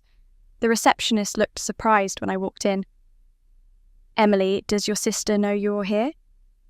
"She will in a moment." I was already walking past the desk down the hallway with its framed photos of completed projects. The corner office that had once been Dad's now had Jenna's name on the door. I didn't knock. Jenna was behind the mahogany desk, phone pressed to her ear. Her head snapped up when I entered. "I'll call you back," she said quickly, then set down the phone with deliberate slowness. "Emily, don't you know it's polite to knock? We need to talk." I closed the door behind me. She leaned back in her chair, projecting confidence in her designer suit. "I'm quite busy, actually. If you want to schedule I pulled the USB drive from my pocket and placed it on her desk with a soft click. "What have you done to this company?" Her eyes flicked to the drive, and I saw something flash across her face. Fear, maybe, but it was gone, instantly replaced by that familiar smirk. "I don't know what you're talking about." 3 years of financial records, ghost companies, offshore accounts, unauthorized salary increases. Jenna's laugh was brittle. "You don't understand business, Emily. These are perfectly legal consulting fees, complex corporate structures that someone with your limited experience wouldn't recognize. Consulting for companies that don't exist." I kept my voice level. "Offshore transfers to accounts in yours and Mom's names. You think Dad knows about this?" Her composure cracked slightly. "Dad doesn't need to know every operational detail." "Shush. You're not running things, Jenna. You're stealing them." I leaned forward. "And you're selling them to Jeff Brennan, the man Dad fired for trying to destroy this company. Does that seem like good business?" She stood abruptly, her chair rolling back. "Don't you dare judge me. You left. You abandoned this family, this company. You don't get to come back 12 years later and pretend you care. This isn't about..." "Yes, it is." Her voice rose. "You ran away because you couldn't handle that Mum loved me more. Now you're back for revenge." The accusation stung because part of me had thought exactly that. This isn't about revenge. This is about you destroying what 3 generations built. 200 employees are going to lose their jobs when Morrison Corp guts this company. Morrison Corp is offering growth opportunities. Morrison Corp is a shell company. My voice was sharper than intended. Jeff Brennan is using you.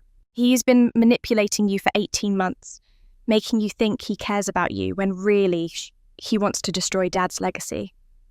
Jenna's face went pale. "You don't know what you're talking about." "You have emails, Jenna. Love letters mixed with business advice." The forensic accountants had found them. "He's played you perfectly. The spurned employee's revenge, and you're the weapon." For a moment, doubt flickered in her eyes. Then her expression hardened. "You're just like always, Emily. So superior. Acting like you're better than everyone. But you came back to nothing. I have everything. You have fraud charges waiting to happen." She stepped around the desk close enough that I could see the anger in her eyes. "Then, let's see who wins. You have your lawyers and evidence and righteous crusade. But I have Mum, and Mum will never, ever side with you. She'll burn this company to the ground before she lets you take it from me." And the certainty in her voice chilled me because I knew she was right. "Jenna, please." I tried one last time. "I don't want to destroy you. I want to save the company. Help me. Tell me the truth about what's happening, about Mom's involvement, about Brennan's plans. We can fix this together." She laughed coldly. "Fix it? You mean take it from me? Take my position, my title, everything I've worked for?" She moved back behind her desk, hand reaching for the phone. "I think we're done here." "Jenna, get out of my office." Her finger was already dialing. "Mom, hi, it's me. I need to talk to you about Emily right now." She locked eyes with me. "She's trying to sabotage our family, making wild accusations threatening legal action." A pause. "Yes, come to the office. We need to deal with this immediately." I stood there watching my sister declare war with a phone call, and I felt the last hope that we might resolve this peacefully crumble. She wasn't going to help. She truly believed she'd done nothing wrong, or she'd convinced herself it was justified. "I tried," I said quietly. "Remember that. When this falls apart, remember I gave you a chance." Jenna's smile was venomous. "Get out." I picked up the USB drive, the original files were safely backed up, and walked to the door. As I opened it, I heard her speaking to Mum again, voice dropping to that sweet, wounded tone she'd perfected. "She's trying to take everything from us, Mum. Everything we've built. What are we going to do?" I closed the door and walked past the receptionist, who was deliberately not making eye contact. Outside, the January air hit my face, clearing my head. I got in my car and sat there, hands on the steering wheel, trying to calm my racing heart. Mum would be here within the hour, and when she arrived, I needed to be ready for round 2. But my phone rang instead. Mum's name appeared on the screen. "Come home, now!" Her voice was ice. Then she hung up. She wanted this confrontation on her territory, in the house where she'd controlled everything for decades. Fine. I found Mum in the living room, curtains drawn, sitting in Dad's armchair. The only light came from a corner lamp, casting shadows across her face. "Sit down," she said, not looking at me. I remained standing. "I'm fine here." She finally turned, her expression colder than I'd ever seen it. "Jenna says you plan to sue the family. Is that true?" "I plan to save the company from bankruptcy. There's a difference." "Jenna is my daughter." She said it like absolute fact. "I trust her completely. She's been working at that company for 3 years, making it stronger. She's been embezzling money and selling it to a man who wants to destroy it." Mum's hand tightened on the armrest. "You have no idea what you're talking about. You've been gone for 12 years. I know about the ghost companies, the offshore accounts, the $500,000 in your personal account that Dad doesn't know about." I watched her face. She didn't flinch. "Should I continue?" "You're just like I always knew you were." Her voice was quiet, venomous, vindictive, jealous. "You couldn't stand that Jenna succeeded, so you've come back to destroy everything." "Is that really what you think? That I came back out of jealousy?" "What else would it be? You were never part of this family, Emily. You were always on the outside watching, judging." She stood, moving closer. "Jenna belongs here.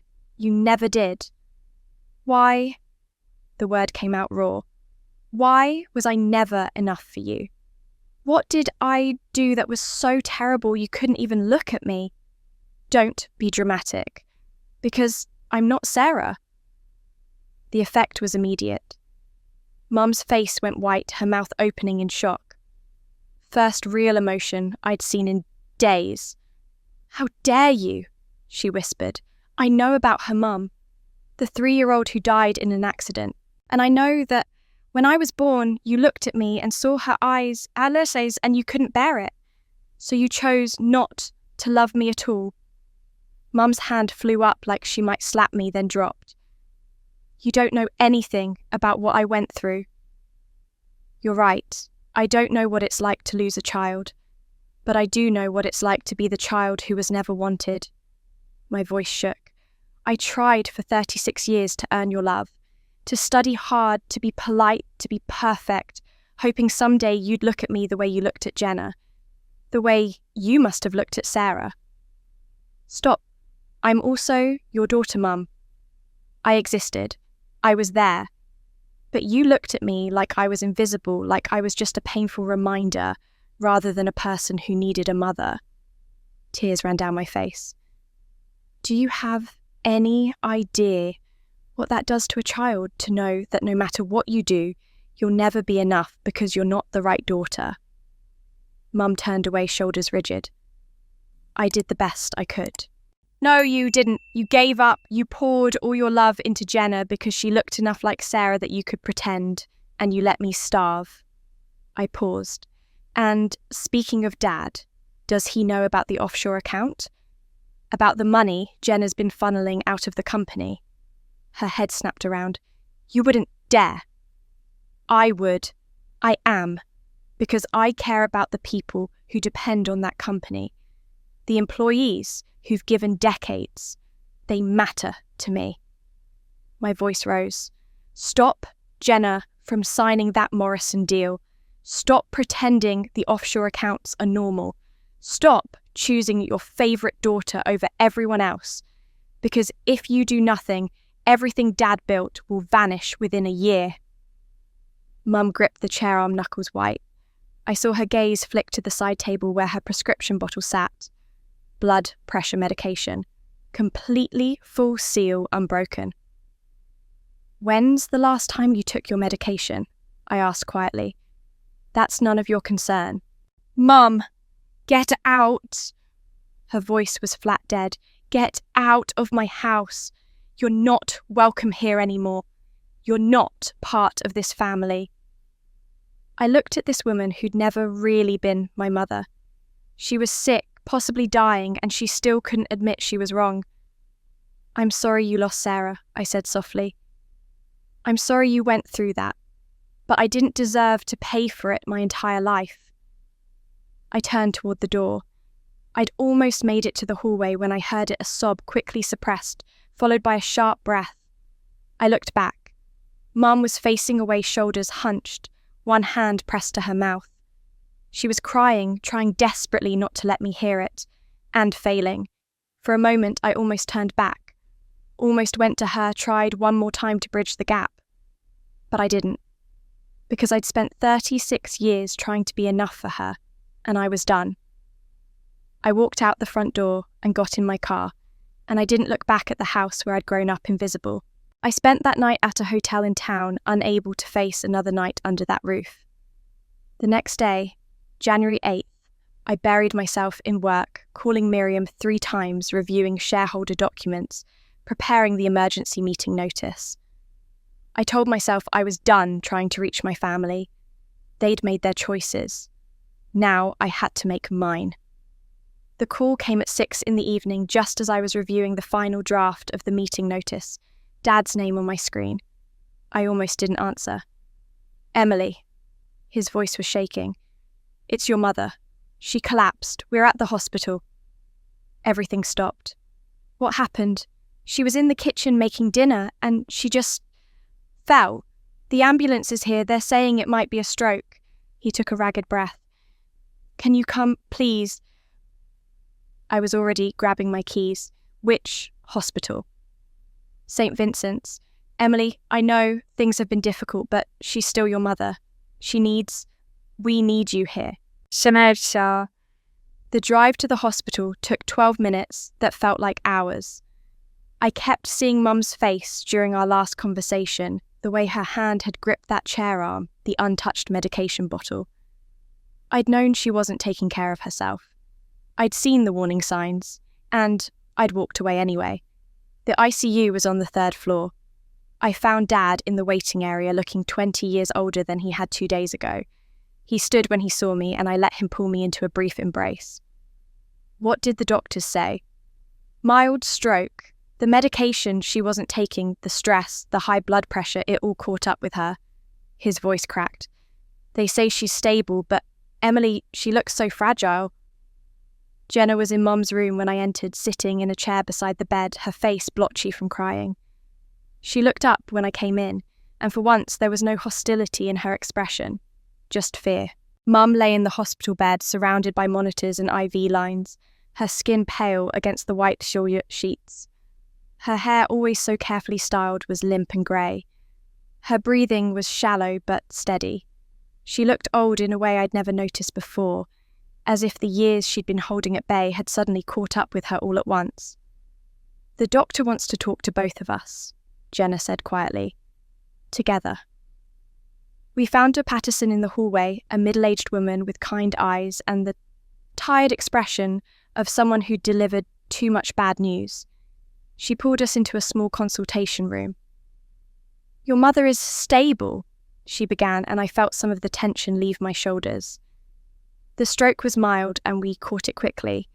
With proper care and rest, she should recover most of her function. "But," I asked, because there was clearly a but coming. Dr. Patterson looked between Jenna and me. "But she's at extremely high risk for another episode. Her blood pressure is dangerously high, and according to her medical records, she hasn't been taking her prescribed medication. More concerning is what appears to be chronic severe stress." She paused. "I need to be very direct with both of you. Your mother needs a calm, supportive environment. No arguments, no family conflict, no additional stress. If she experiences another stroke, especially soon after this one, the outcome could be much worse, possibly fatal." The words hung in the air between us. I felt Jenna's eyes on me, but I couldn't look at her. "How long?" I asked. "How long does she need this calm environment?" "At minimum 3 months of strict rest and stress management, ideally longer. We're talking about complete lifestyle changes, medication compliance, diet exercise, and crucially, emotional stability." After Dr. Patterson left, Jenna and I stood in that small room not looking at each other. Finally, she spoke. "This is your fault. The stress you caused with your accusations, your threats. Don't." My voice was quiet but firm. "Don't pretend this is about me. She's been deteriorating for months. She wasn't taking her medication before I ever came home. Because she was worried about the company, about making sure everything was secure for the future. Because she was helping you commit fraud and it was eating at her." I finally looked at Jenna. "But you're right about one thing. If I push forward with the legal action now, it could kill her." Jenna's eyes widened slightly. "Then you'll stop. You'll leave us alone." I thought about the Morrison deal, about Jeff Brennan's revenge plot, about Martha's tears, and the 200 employees who had no idea what was coming. I thought about the emergency meeting notice sitting on my laptop ready to file. I thought about everything I'd discovered, all the evidence I'd gathered. And I thought about Mum lying in that hospital bed fighting for every breath. "I don't know," I said honestly. "I need to think." I left Jenna in the waiting room and went back to Mum's room. Dad had fallen asleep in the corner chair, exhausted. I sat in the chair Jenna had vacated, looking at the woman who'd never been able to love me. The monitors beeped steadily. An IV dripped clear fluid into her arm. Her face in sleep looked peaceful in a way it never did when she was awake. "I don't know what to do," I whispered, not really talking to her but needing to say it out loud. "If I stop now, everything you and Jenna are doing will destroy Dad's company. But if I keep going, it might destroy you." I sat there for hours watching her sleep, trying to find an answer that didn't exist. Trying to figure out how to choose between justice and mercy, between doing what was right and doing what was humane. Around midnight, Dad woke up and convinced me to go home, get some sleep. I was gathering my things when Mum's eyes fluttered open. She looked around confused, disoriented. Then her gaze landed on me. Her hand shot out with surprising strength, grabbing my wrist. Her eyes were unfocused, looking at me but somehow not quite seeing me. "Sarah," she whispered, her voice hoarse and broken. "Sarah, baby, you came back. I knew you'd come back to me." My heart stopped. Beside me, I heard Dad make a small wounded sound. Mum's grip tightened on my wrist tears sliding down her face. "I'm so sorry, baby. I'm so sorry I didn't watch you carefully enough. I'm so sorry I let you run into the street. Please forgive me. Please." She pulled my hand to her chest, still crying, still calling me by her dead daughter's name. And I stood there frozen, not knowing whether to correct her or let her have this moment of confused peace. Dad had risen from his chair, his face stricken. but I shook my head slightly. "Don't," I mouthed. Mum's grip on my wrist was surprisingly strong. Her eyes were unfocused looking at me, but seeing someone else, someone who'd been gone for 40 years. "Sarah, baby, you were so beautiful that day," Mum whispered, her voice thick with medication and memory. "Your 3rd birthday. You wore that yellow dress with the flowers. Your hair was in pigtails with those little ribbons you loved." I didn't move, just let her talk. "You were always smiling, always laughing. You had this giggle that sounded like bells." Tears streamed down Mum's face. "You made everything bright." Her hand trembled. "That day, January, just like now, you wanted to play outside. I said no, because it was cold, but you begged with those big blue eyes. I bundled you up in your pink coat." I felt my own tears starting. "I was inside by the window watching you play, making snow angels. The phone rang, just for a minute, my sister calling about Christmas plans." Mum's breathing became ragged. "I looked away for just a second. When I looked back, you weren't in the yard anymore." Dad's tears were flowing too. "I ran outside calling your name. Then I heard it. Brakes. Metal hitting something soft." Mum's voice rose with panic. "You'd seen a cardinal across the street. You wanted to see the pretty red bird. You ran without looking and the truck tried to stop, but the roads were icy." "Mum," I whispered, but she was lost in that day. "I held you in the street. There was blood on your yellow dress. You looked up at me and said, 'Mama, I'm sorry about the bird.' And then your eyes closed. I screamed until I couldn't make sound anymore."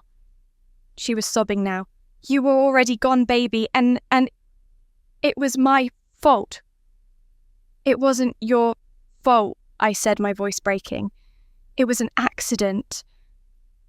I killed you. I looked away for 2 minutes, and I killed my baby girl. Everyone said it wasn't my fault, but they weren't the ones who were supposed to be watching." She pulled my hand against her chest. 2 years later, I was pregnant again. I was terrified. I didn't want another child. I couldn't bear to love someone that much again. My breath caught. "When she was born, I looked into her eyes and they were your eyes. Exactly the same shade of blue. And every time I looked at her, I saw you. I saw the baby I'd killed." Mum's voice broke. "I tried to love her, but every time I held her, I remembered holding you in the street with blood on your dress. Every time she laughed, I heard your laugh that had been silenced." The monitors were beeping faster. "I couldn't do it. I couldn't love her the way she deserved, because loving her meant feeling everything I felt when I lost you. So I chose not to feel anything. I kept her at a distance where it wouldn't hurt if something happened." "Mom, I'm Emily. I'm your other daughter." And then Jenna was born. She looked like you too, but different enough. Her eyes were lighter blue. I could look at Jenna and pretend. I could love Jenna without seeing you die over and over. She finally seemed to focus on me, really see me. I knew it wasn't fair to Emily. I knew she was suffering. But every time I tried to get close, the fear came back. The terror of losing someone I loved. So I stopped trying. I chose Jenna because choosing Jenna didn't hurt. That's not love, Mum. You can't choose who to love based on who's easier to lose. I know. Her voice was getting weaker. I know, and I'm sorry. I'm so sorry, Emily. You deserved better. You deserved a mother who was brave enough to love you, even though loving is terrifying. It was the first time she'd said my name correctly. You didn't kill Sarah, I said firmly. It was a terrible accident, and punishing me for 36 years didn't bring her back. I know, she whispered. But knowing it and feeling it are different things. I've been trapped in that moment for 40 years, unable to move forward, unable to forgive myself. Her eyes were closing. So tired of carrying this. Within seconds, she was asleep, breathing evening out. I gently extracted my hand and stood legs shaking. Dad came beside me, putting his arm around my shoulders. Neither of us spoke. I walked toward the door on unsteady legs, needing air, needing space. When I stepped into the hallway, I found Jenna standing just outside the room, her back against the wall, her face covered in tears. She looked at me, and I saw something I'd never seen before. Not jealousy or superiority, just raw, broken understanding. "Did you hear?" I asked, though I already knew the answer. Jenna's face told me everything. She nodded slowly, unable to speak, tears streaming down her cheeks. We stood in the fluorescent hallway, two sisters who'd spent a lifetime as strangers united for the first time by what we'd just learned. "I didn't know," Jenna finally whispered. "About Sarah. About what happened. Mum never told me. I only learned recently. Dad told me a few days ago." I leaned against the wall. "But hearing it from her, it explains everything." Jenna's voice was hollow. "Why she was so different with us. Why she held me so tight and pushed you so far away." We found ourselves in the waiting area, sitting in adjacent plastic chairs. Jenna turned to look at me, maybe for the first time. "I always thought I was lucky," she said quietly. "I thought I'd won some lottery by being Mum's favourite." She laughed bitterly. "But now I understand Mum didn't love me. She loved the shadow of a dead child. She loved me because I was close enough to Sarah that she could pretend." I listened, seeing my sister differently. "Do you know what it's like to spend your entire life trying to be perfect for someone? Always smile, always be sweet, terrified that if you're not, they'll stop loving you." She wiped her eyes. "I'm 32, and I don't know who I am when I'm not performing for Mum. I've been trying to be Sarah returned for so long that I don't know how to just be Jenna." For the first time, I saw my sister, not as the enemy, but as another victim. "You're also a victim," I said gently. "We both are. She damaged both of us, just in different ways." Jenna nodded. "But that doesn't excuse what I've done. The company, the offshore accounts, Jeff, Emily, I've made terrible mistakes." "Yes, I said honestly. "The ghost company's unauthorized payments selling to someone who wants to destroy it, those have real consequences. I want to fix it. I don't know how, but I want to make it right." She paused. "Can you help me? Can we figure this out together?" I wanted to believe her. "Jenna, it's not that simple. There are legal issues, real consequences. Morrison Corp isn't going to just walk away." Her phone buzzed. She glanced at it, face going white. "It's from Morrison's lawyer." She showed me the screen. The email was brief. "Per our agreement, the acquisition contract will be executed on January 15th as scheduled.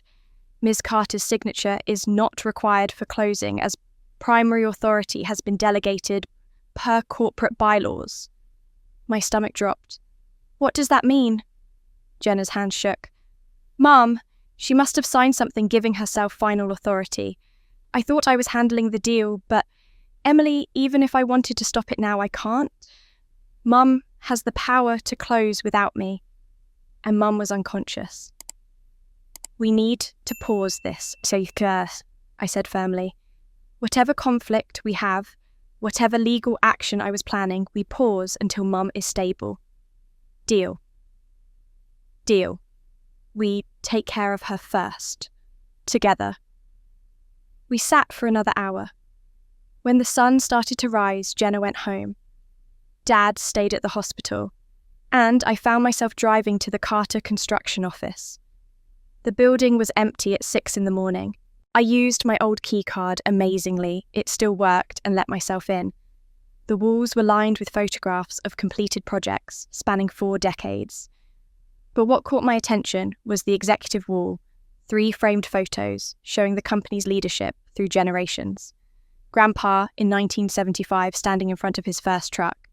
Dad in 1995 at the ribbon-cutting ceremony. And then an empty frame with a brass plaque, 3rd generation, future. I stood staring at that empty frame, and something crystallized inside me. I pulled out my phone and opened my journal app, the same one where I documented the $2 bills. I started typing. Why am I really doing this? To prove I'm right, to get revenge for 36 years of being invisible. I looked back at Grandpa's photo, at Dad's, at that empty frame. No, I wrote. I'm doing this for Martha, who gave 30 years and doesn't deserve to lose everything. I'm doing this for the 200 employees who built their lives around this work.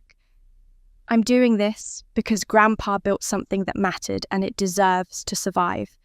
I'm doing this because I need to prove to myself that I was always enough, not to them, to myself.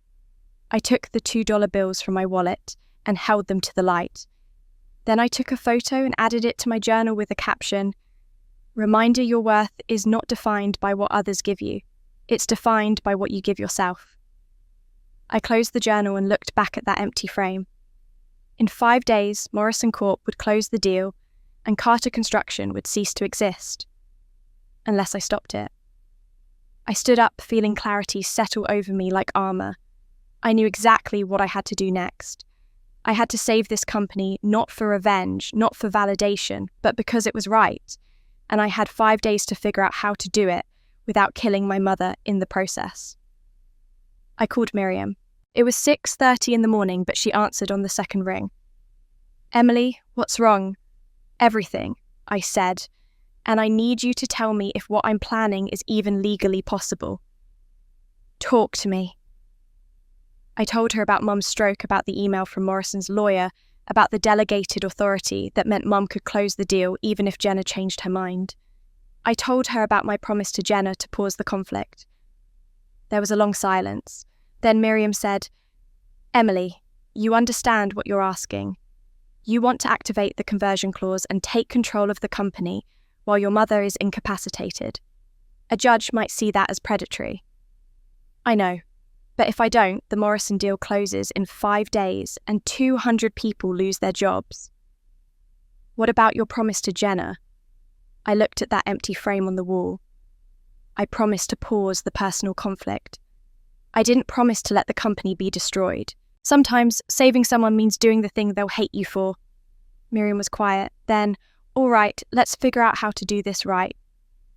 I spent the next 12 hours doing what I should have done from the beginning, not just looking at the financial fraud, but tracing back who initiated each transaction, who signed each document, who controlled each offshore account. I called my forensic accountants and had them send me every piece of documentation they'd compiled, organised not by transaction type, but by chronological order and signatory authority. What I found made me physically ill. The first irregularity dated back not 3 years as I thought, but 5 years to 2020, when Jenna had just started working at the company. A modest payment of $50,000 to a consulting firm that didn't exist, signed off by Mum with Dad's forged signature. I might have missed it if I hadn't been looking specifically for signature patterns. But once I saw it, I started seeing it everywhere. Every ghost contract, every offshore transfer, every fraudulent payment. The signatures were a mix of Dad's and Jenna's, but when I cross-referenced them with Dad's travel schedule and Jenna's actual work calendar, the pattern became clear. Dad had been out of town for most of these signings. Jenna had been in meetings or on vacation. Someone else had been signing their names, someone with access to the office, access to corporate documents, access to everything. Mum. I pulled up the corporate bylaws and found what I was looking for, buried in an amendment from 2023. During Dad's hospitalisation that year, he'd broken his leg in 3 places and been bedridden for 6 weeks. Mum had used his power of attorney to make herself a co-signatory on all corporate accounts and a co-owner with temporary primary authority during medical incapacity. The amendment had been notarized and filed with the state, completely legal, completely devastating. With that authority, she'd systematically transferred 60% of Carter Construction's shares into an offshore holding company, registered in her name alone, not jointly with Dad, just her. She'd used Dad's incapacity to essentially steal his company from him while he lay in a hospital bed. And Jenna had been the perfect cover. Young, ambitious, eager to please her mother.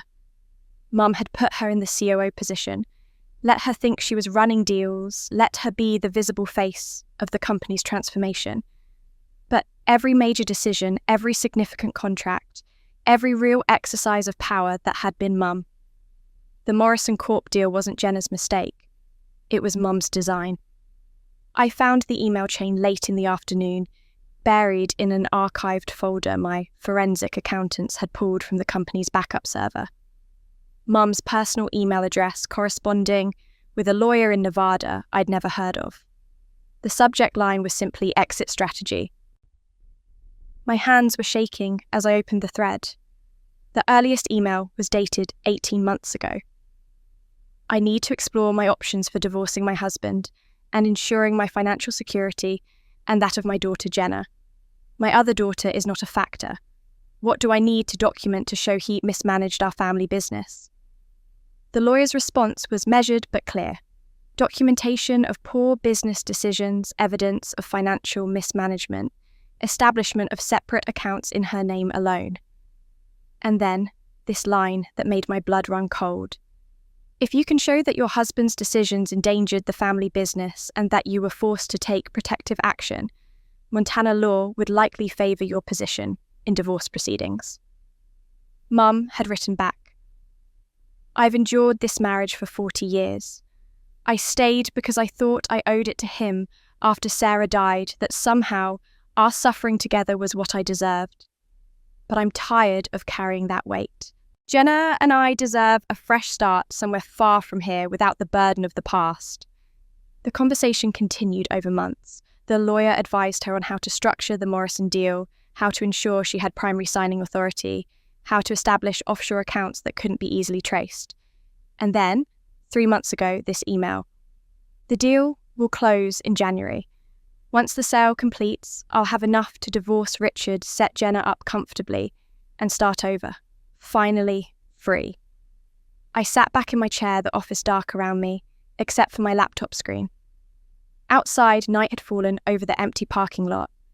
I'd been here for nearly 14 hours and I felt like I'd aged 14 years.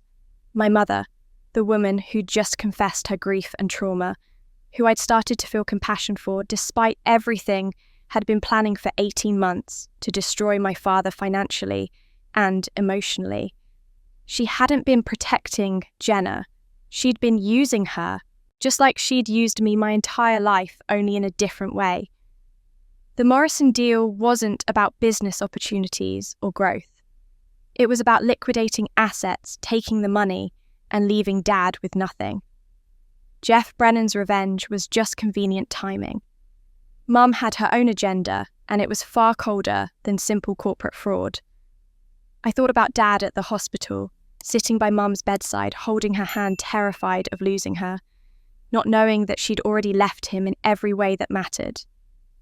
I thought about the letter he'd written me 20 years ago, about how he was trapped between his wife's pain and his daughter's needs.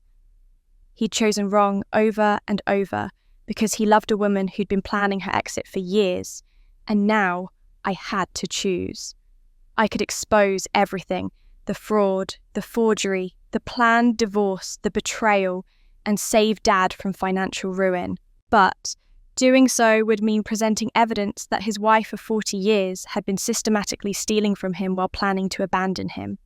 It would destroy him in a different way than the fraud would. Or I could stay silent, let the Morrison deal close, let Mum's plan succeed. Dad would lose the company, but he'd never know his wife betrayed him. He could believe it was just business failure, just bad luck. My phone buzzed. A text from Dad. Your mother woke up this evening. She's asking for you. Please come when you can. I looked at my laptop screen at those emails, spelling out years of calculated betrayal. Then I looked at my phone, at Dad's message. Mum was awake. Mum was asking for me. And I had in my possession proof that would either save my father or destroy what was left of his heart. I had to decide which kind of mercy I was capable of giving. The kind that protected her from the law, or the kind that finally protected me from her. The morning after I left the boardroom, I didn't sleep. I lay in bed watching the light crawl across the ceiling, listening to the silence of the house so thick it hummed in my ears. My phone buzzed twice, once from Mark and once from Jenna, but I ignored both. There was only one conversation that mattered now, one I'd been putting off my entire life. By noon, Mum was discharged and brought home. She looked fragile, more from shame than illness. She'd lost weight and the lines around her mouth seemed deeper. Still, when I asked to speak with her privately, she didn't hesitate. She followed me into the dining room, the same room that had held decades of quiet humiliations. And without ceremony, I placed the folder down on the table between us. I know everything I said. She didn't ask what I meant. She didn't even glance at the folder. Her eyes were locked on mine wide and searching as if she could still find the little girl who once begged to be seen. "Emily," she began, her voice cracked with fatigue. "I could call the FBI right now," I said calmly, plainly, "and I might still. There's more than enough here: fraud, forgery, asset, embezzlement. It's all been documented, notarized, and filed in sequence. If I hand this over, you'll be arrested. You'll face charges." She pressed her fingers to her lips. You wouldn't I leaned forward. "You spent years lying to Dad. You funneled company funds behind everyone's back. You forged documents, amended the trust illegally, used your grief like a shield to justify everything. And now you want to tell me what I would or wouldn't do." Her hands trembled. "Doing this, it would destroy the family." "No." I said it slowly, deliberately. "You destroyed the family. You lived in obsession for 40 years and now you want to drag us all down with you. That's not family. That's control." "I just wanted to protect Jenna," she whispered. "By destroying Dad?" I asked. "By letting the company rot under her incompetence? By turning me into the scapegoat for everything you didn't want to face?" Tears welled in her eyes, but I didn't move. I had cried enough in this house for both of us. I had swallowed every sharp word, every cold shoulder, every moment of deliberate exclusion. I had earned the right to speak now, and to be heard. "You lost Sarah," I said quietly. "That was a tragedy. But you used that pain to abuse me for 36 years. That was a choice. A choice you made every single day." She looked away. "I'm not heartless. I know grief can turn people inside out. But it's not an excuse for what you did.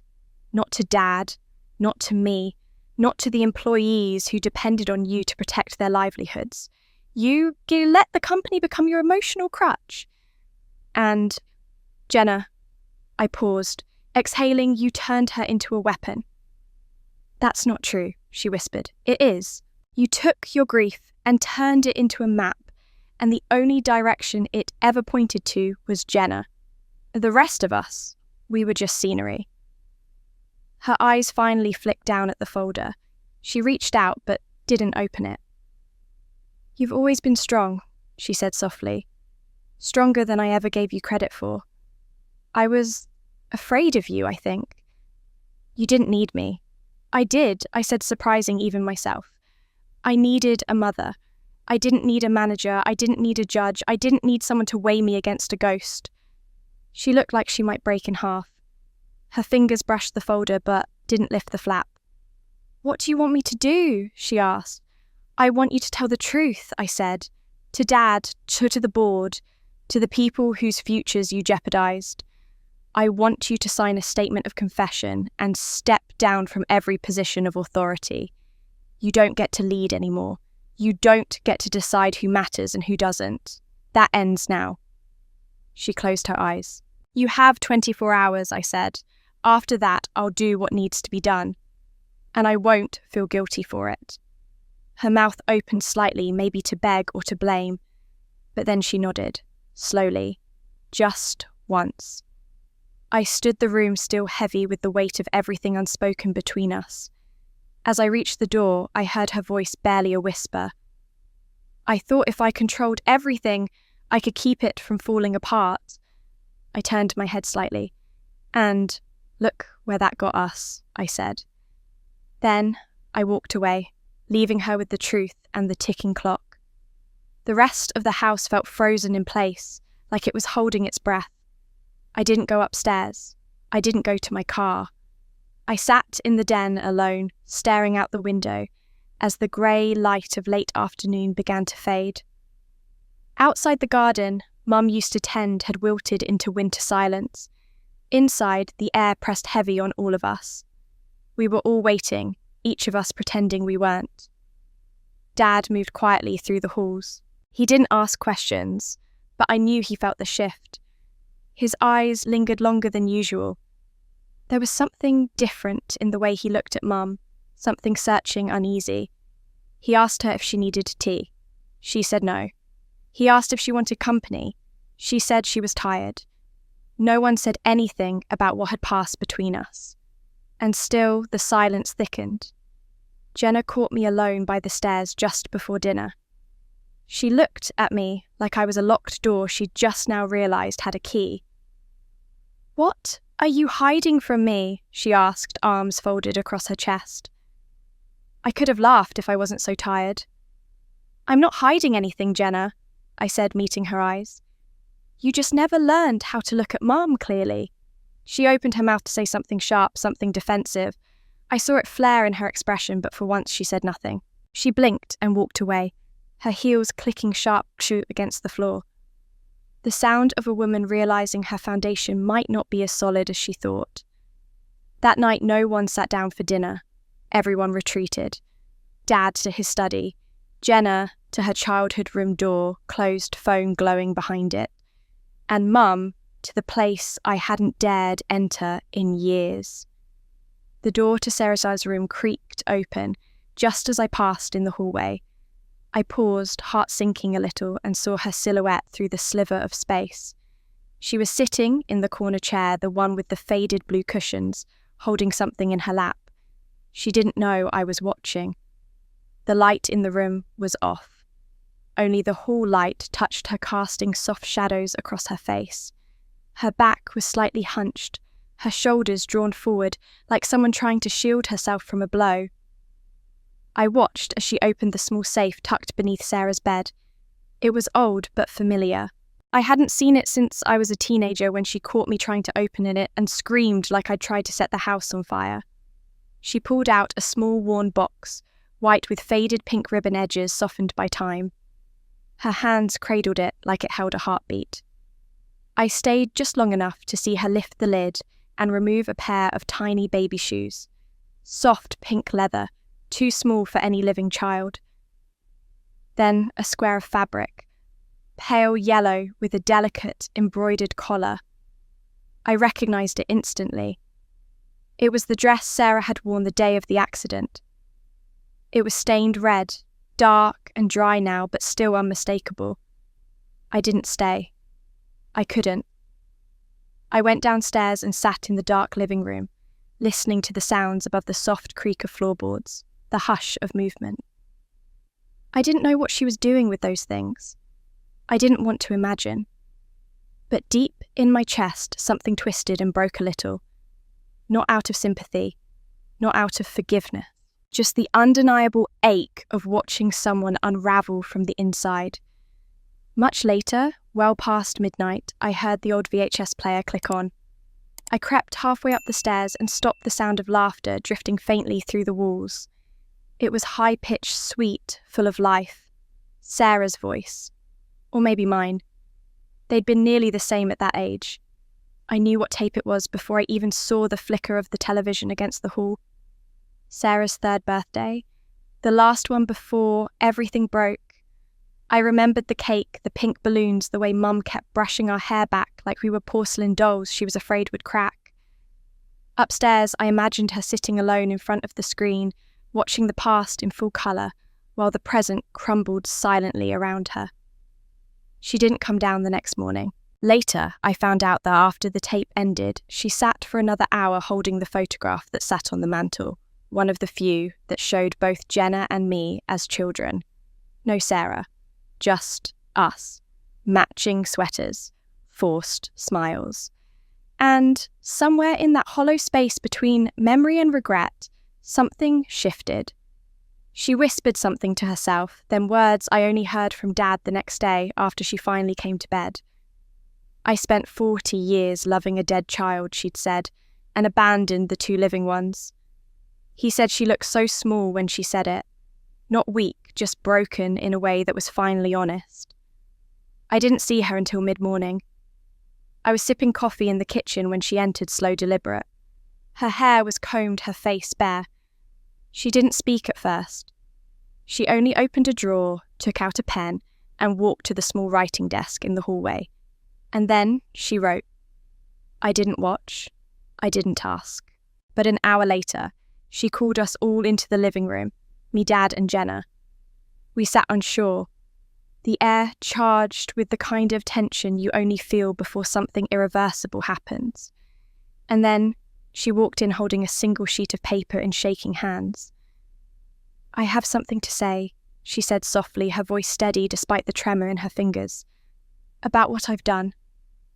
When she said those words, something in the air shifted. It wasn't the kind of silence that comes before a storm. It was the silence that comes when the storm has already passed and you're standing in the wreckage waiting to see what's still standing. I sat across from her, my hands folded on my knees, feeling every heartbeat like a drum against my chest. Jenna was next to me, tense still, trying to make sense of the fact that our mother, the woman she'd defended all her life, was about to confess to something she couldn't take back. Dad sat on the edge of his armchair, shoulders slumped, the look on his face somewhere between dread and disbelief. Mum looked older than I'd ever seen her. Her hair, once meticulously styled, hung loose around her face. The paper in her hand shook slightly, not from weakness, but from the weight of everything she had to say. She didn't read from the page. She didn't need to. "I forged your signature," she said to Dad, her voice thin but steady. "2 years ago when you were in the hospital. I told the bank it was for estate planning. I told myself it was temporary. But I transferred the company shares into my name." She looked down for a moment as though she couldn't bear to see what that admission did to him. Dad didn't move. His lips parted slightly, but no words came out. She continued, her voice gaining a strange kind of clarity. "After that, I created Morrison Corp. Not to sell the company to strangers, but to control the sale myself. I thought if I did it first, I could protect Jenna and myself from the collapse I thought was coming." Dad's voice finally broke through, low and trembling. You planned to leave me for 2 years. You were planning this." He looked at her like he was seeing a stranger. "You made me believe I was losing my memory, that I forgot things I'd never signed. You let me think I was going crazy." Mum's tears fell, then sudden and unguarded. "You don't understand," she cried. "I couldn't live with these memories anymore. Every day seeing Emily reminded me of Sarah. Every time I looked at this house, at this family, all I saw was what I lost. I wanted to escape. I thought if I could just start over somewhere new with Jenna, maybe I could finally breathe again." Jenna flinched as if struck. "With me," she whispered. You were taking me with you." Mum nodded weakly. "I wanted to give you a better life. Somewhere away from all of this. You're still young. You deserve a chance to be free of this burden." Jenna's expression hardened, the realization landing with painful clarity. "You told me to sign normal paperwork," she said, her voice rising. "You told me it was just routine company forms. But you were stealing the company. You used me." Her voice cracked. "You used me." Mum reached for her, but Jenna pulled back sharply, shaking her head. "No," Jenna said. "Don't." Her eyes filled with tears that weren't just from betrayal. They were from something deeper, the moment you realized the person you idolized never actually saw you as a person at all. Dad stood slowly. "Enough," he said, his voice shaking with anger and heartbreak. "This family has lived in denial long enough. You need therapy, Margaret. Deep, serious therapy. And we need to cancel every single contract with Morrison before this destroys us completely." Mum nodded almost too quickly, like a drowning woman grasping at a lifeline. "Yes," she said, her voice breaking. Yes, I'll do whatever it takes. Just help me fix this. But the room stayed cold. None of us moved to comfort her.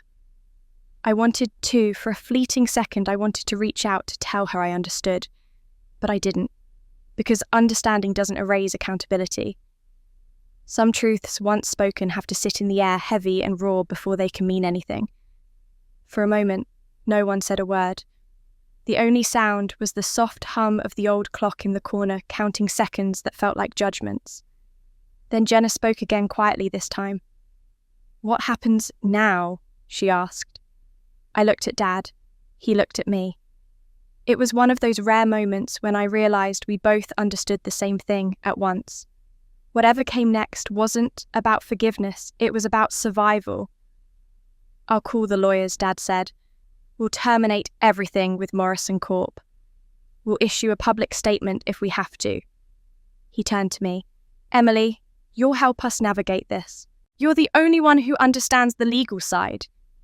Mum's eyes filled with something like relief, but it was too soon for that. Before I could respond, my phone buzzed on the table. I glanced down and froze. The email subject line read, "Notice of Contract Enforcement, Morrison Corporation." My heart dropped as I opened it. The message was brief, clinical. Morrison Corp had received our informal intention to terminate and was rejecting it. They were claiming breach of contract and demanding $5 million in damages, effective immediately. The language was cold, deliberate, final. They weren't backing down. They were ready to fight. I looked up from my phone. "They're refusing to cancel," I said. "They're threatening to sue." Jenna's face went white. "Sue? For how much? $5 million, I said flatly. Dad sank back into his chair, his face pale. "We don't have that kind of money," he said quietly.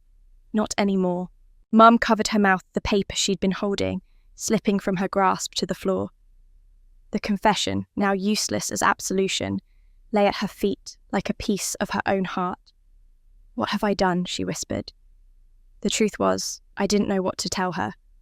Part of me wanted to scream, part of me wanted to cry, but most of me was simply tired of being the only adult in a house full of ghosts. I stood slowly, feeling all their eyes turn toward me. The decision was already made inside me before I spoke. "Let me handle this," I said quietly, my voice steady. "But from now on, I run the company." When I said those words, it didn't feel like a declaration, it felt like a burden, being welded to my bones. There was no applause, no relief, just silence, the kind that sits heavy and expectant, like the moment before a storm breaks. I knew what was coming, even if no one else did. By mid-January, the first thunder hit. On January 15th, Morrison Corp filed a federal lawsuit against Carter Construction, demanding full contract enforcement, or $5 million in damages. Their lawyers used words like breach of good faith and intentional obstruction.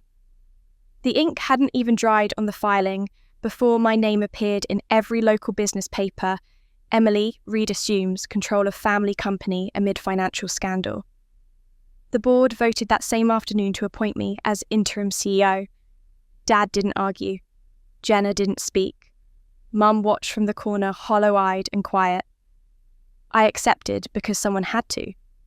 The company's accounts were bleeding, employees were terrified, and contractors were threatening to walk. I had 48 hours to prove the ship wasn't sinking. We counted immediately. Our legal team filed a motion to void the Morrison contract under undue influence, the legal term for decisions made under mental or emotional coercion. I provided letters from Mum's therapist documenting her fragile state during the signing, along with medical records confirming her psychiatric hospitalization. Dad gave a statement saying he had been deliberately kept in the dark. Jenna, trembling but resolute, admitted she'd been manipulated by our mother into signing routine documents. For the first time, we stood on the same side of something. It wasn't enough. By February, Morrison changed tactics. Instead of pressing the civil claim, they went for blood. Jeff Brennan, their CEO, filed a complaint with the FBI, alleging that I had forged documents to sabotage the contract, causing an alleged $8 million loss to investors. Within a week, I received a subpoena for financial records.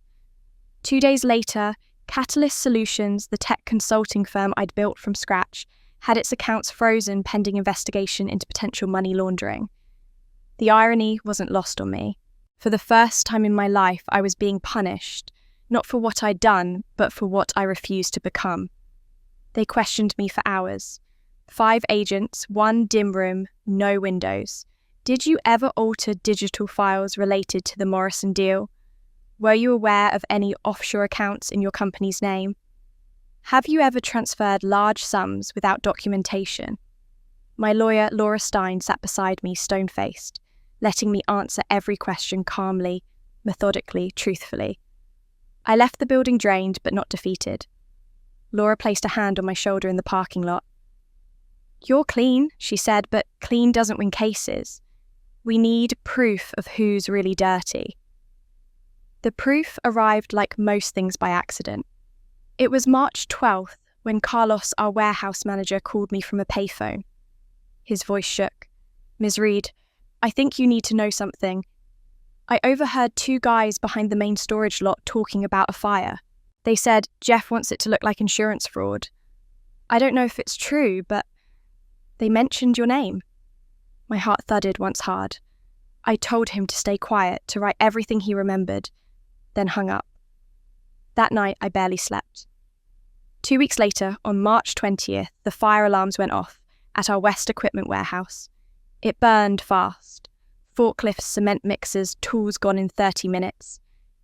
The insurance inspector arrived before sunrise, and within hours, footage surfaced from the warehouse cameras showing my car circling the building 20 minutes before the flames erupted.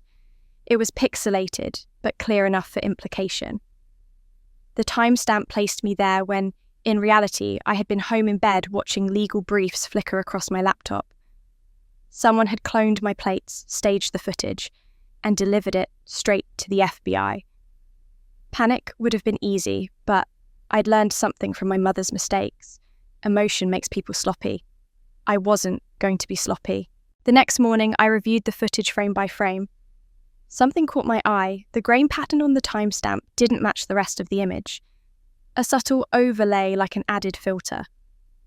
I ran it through Catalyst's old forensic software and, within minutes, the metadata confirmed the footage had been altered using a video editor, registered to Brennan Security Solutions, a subsidiary of Morrison Corp. I handed everything to Laura. "You wanted dirt," I told her. "Now we've got arson." The FBI reopened the investigation, but this time with different targets. The arson investigator found traces of a remote ignition device wired to a diesel tank.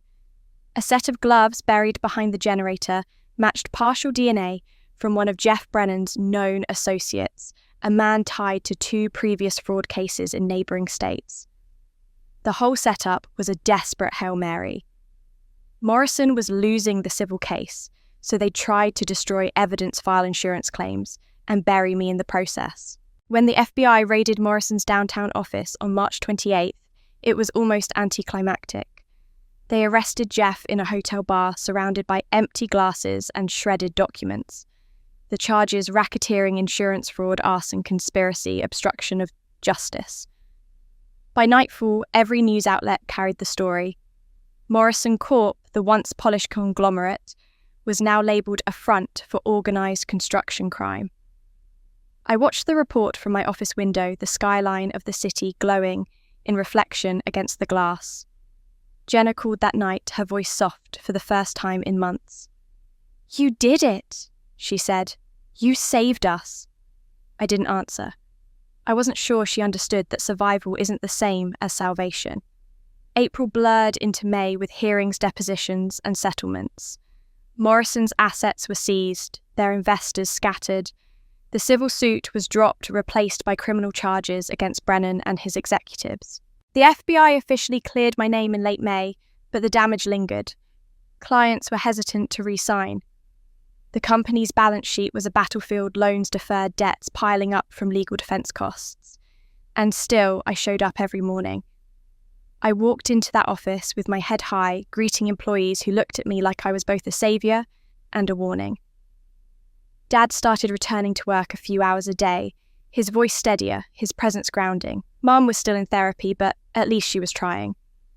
Jenna, surprisingly, had become reliable handling community contracts, showing up early, staying late. Maybe for once the chaos had forced us all to grow up. On June 15th, the verdict came.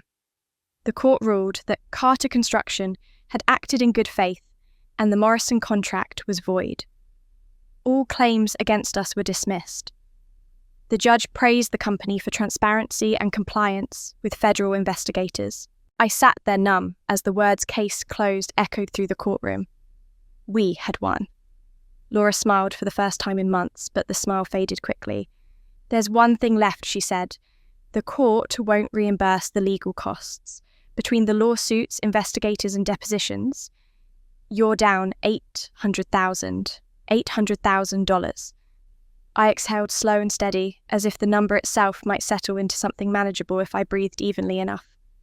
We'd survived arson, criminal charges, and public humiliation. But victory, I realised, always comes with an invoice. I walked out into the June sunlight, blinking at the brightness after months of shadow. We'd won the war. Now I had to figure out how to pay for peace. Those words echoed in my mind as I stared out the office window, the town slowly returning to life after months of tension. The legal battle was behind us, Morrison was gone, and our name was cleared. But the scars, emotional, financial, were still fresh. I sat at my desk long after everyone else had gone home, the room lit only by a single lamp running the numbers again and again. No matter how I shifted the columns, cut expenses, or projected future income, the truth didn't budge. We were $800,000 in the red, and I couldn't bring myself to let anyone else pay the price. But something strange happened, something I hadn't expected. The town jazzed. It started with a card, no return address, just slipped under the office door one morning. On the front was a faded photo of a white house with blue shutters. On the back, in careful, shaky handwriting, built by Carter Construction 1987, Ajouage, "Thank you for giving us a home." I stared at it for a long time, longer than I should have, before placing it on the corner of my desk. That same afternoon, a tray of cookies appeared in the break room. Then another, the next day. And the day after that, someone left a $300 check under a flower pot out front, folded in a note that simply said, "For the company that built my first home." I walked into the employee lounge 2 days later and stopped cold. A clipboard hung on the wall next to the coffee machine. The title written in bold black marker, "Help our company. Help Emily." Beneath it, line after line of names, employees pledging to donate part of their next paycheck to help cover the legal costs. Dozens of signatures. Some I knew well, some I barely knew beyond a name on a payroll sheet. I didn't know what to say. I tried to tell them they didn't have to do this, that I'd find another way. But Mel from accounting looked me in the eye and said quietly, "This company has carried all of us through hard times. Now it's our turn to carry you." And that was only the beginning. Within days, word spread. Local families started dropping by the office. Some hadn't been involved with Carter Construction in decades. One couple said their house was the first our company had ever built, back when Dad worked with his father hammering nails by hand. A retired school teacher came in with $50 and said, "Your father fixed our roof in '95 when the budget fell through. Wouldn't take a dime for it." A young woman donated her entire bonus. "You probably don't remember," she said, "but when my mum died, your company sent flowers." That small kindness meant everything. Every story chipped away at the walls I had built around myself. Every envelope filled with bills or coins or handwritten notes reminded me that this company wasn't just a business. It was part of this town's history. And these people, they weren't donors. They were family. 2 weeks later, on a quiet Wednesday night, I was alone in the office writing thank you notes when a knock came at the door. I opened it to find an elderly woman in a lavender coat and a matching hat. Her hands trembled slightly as she stepped inside holding her purse close. "I hope I'm not disturbing you," she said, her voice soft but steady. "Not at all," I replied. "Please, come in." She smiled gently and opened her purse, pulling out a folded check.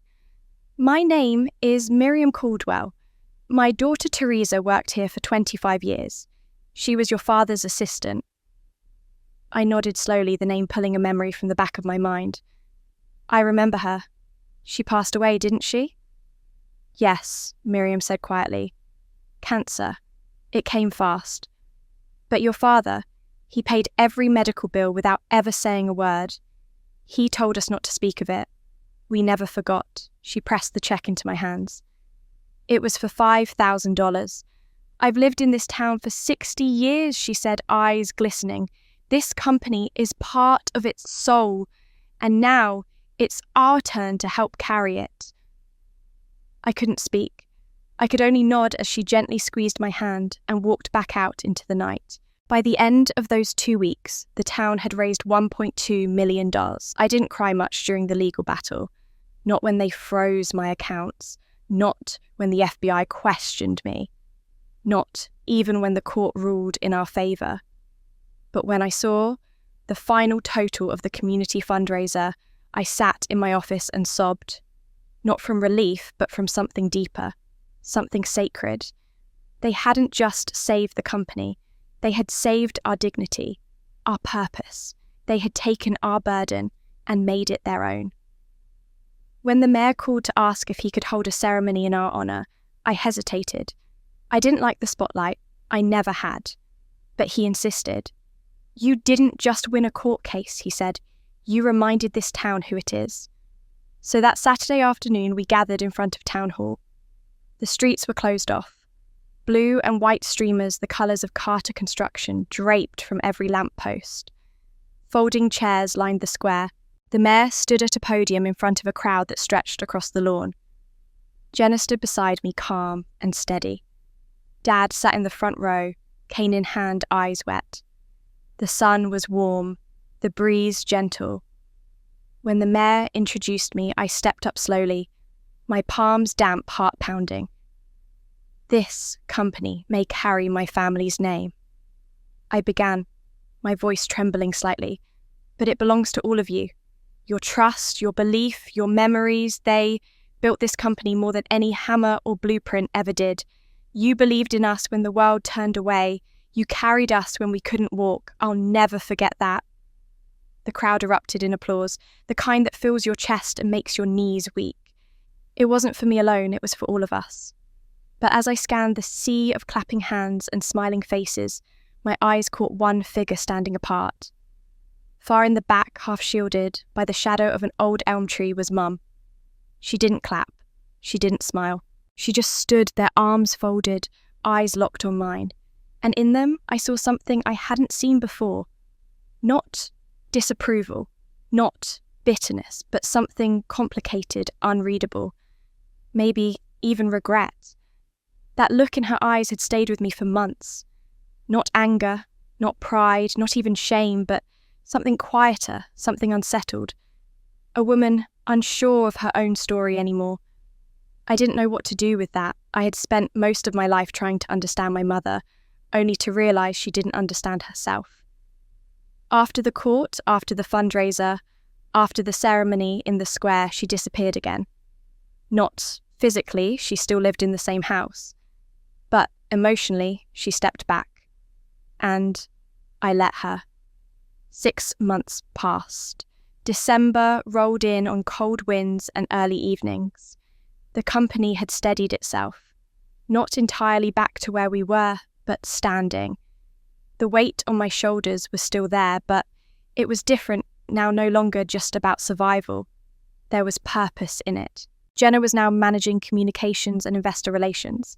Dad, though quiet, had begun asking questions again, tentative, cautious, as though trying to remember how to be part of something he once helped build. And me, I was still learning what it meant to lead, not just with my head, but with my heart. And then, without warning, a letter arrived.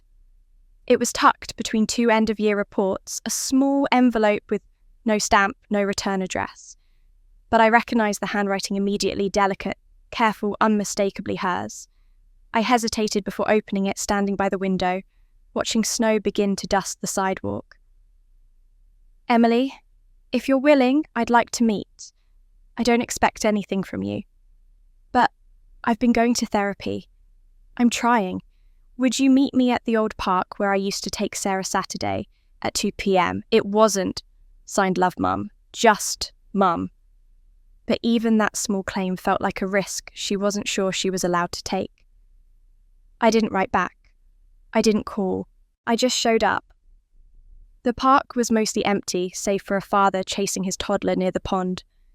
The swing set stood still in the December air, the same one I used to stare at while Sarah laughed and kicked her feet beside Mum. I approached slowly. She was already there, sitting on a bench wrapped in a thick brown coat, her gloved hands clenched in her lap. She looked smaller than I remembered, like time had finally caught up with her. She turned when she heard my footsteps.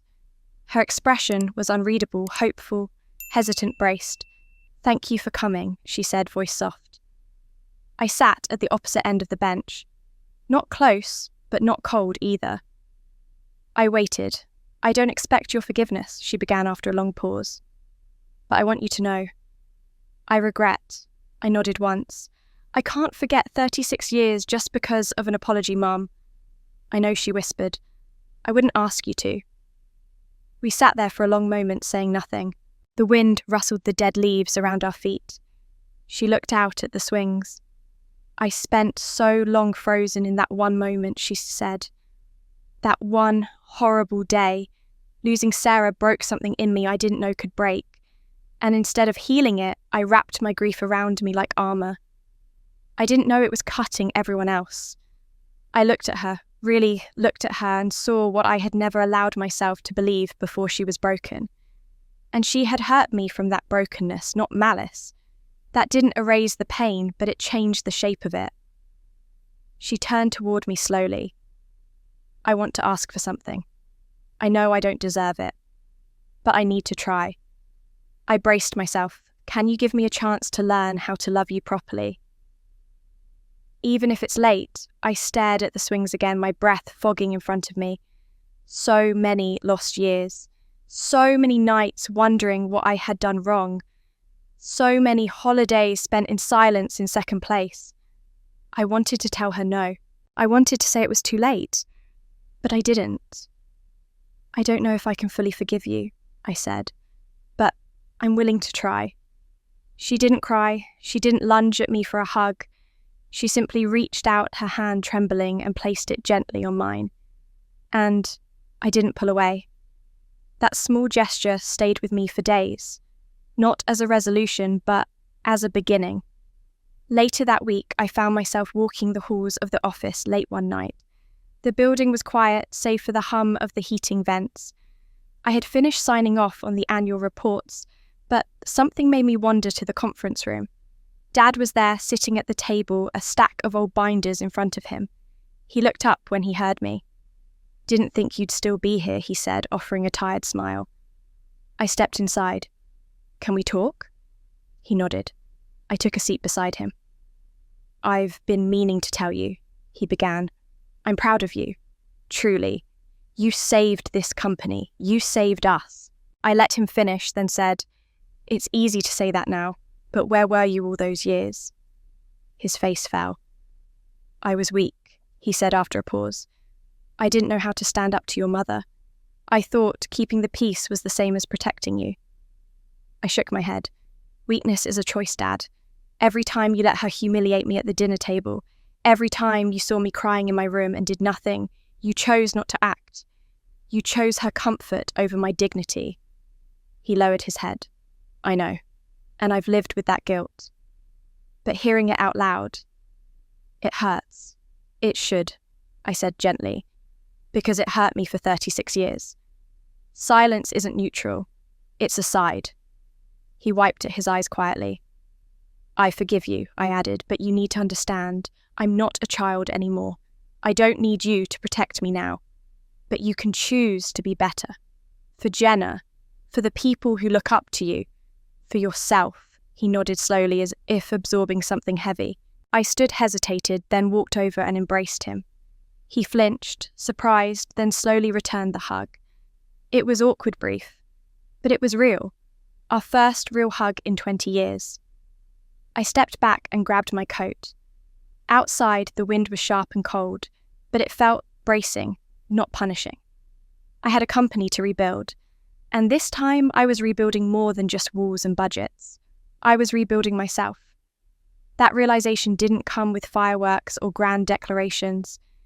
It came slowly like the first light creeping through the blinds after a sleepless night. I still carried the weight of years, but it no longer dragged me down. It steadied me. I no longer needed anyone's permission to breathe, to stand tall, to be myself. And just when I thought the dust was finally settling, Jenna came to say goodbye. It was a quiet Tuesday morning. The office was unusually calm, with only the muffled hum of printers and the occasional clack of heels down the hallway. I was reviewing the vendor contracts when I saw her in the doorway holding a coffee cup with both hands, like she was afraid it might slip through her fingers.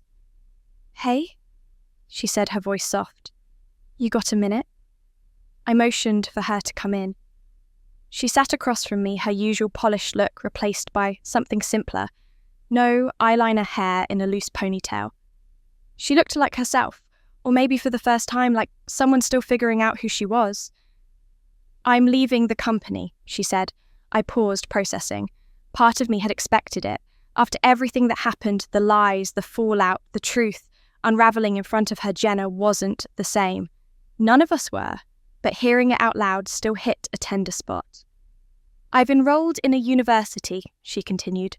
"Psychology. Spring semester starts in January." My eyebrows rose slightly. "Psychologies?" She smiled faintly. "Yeah.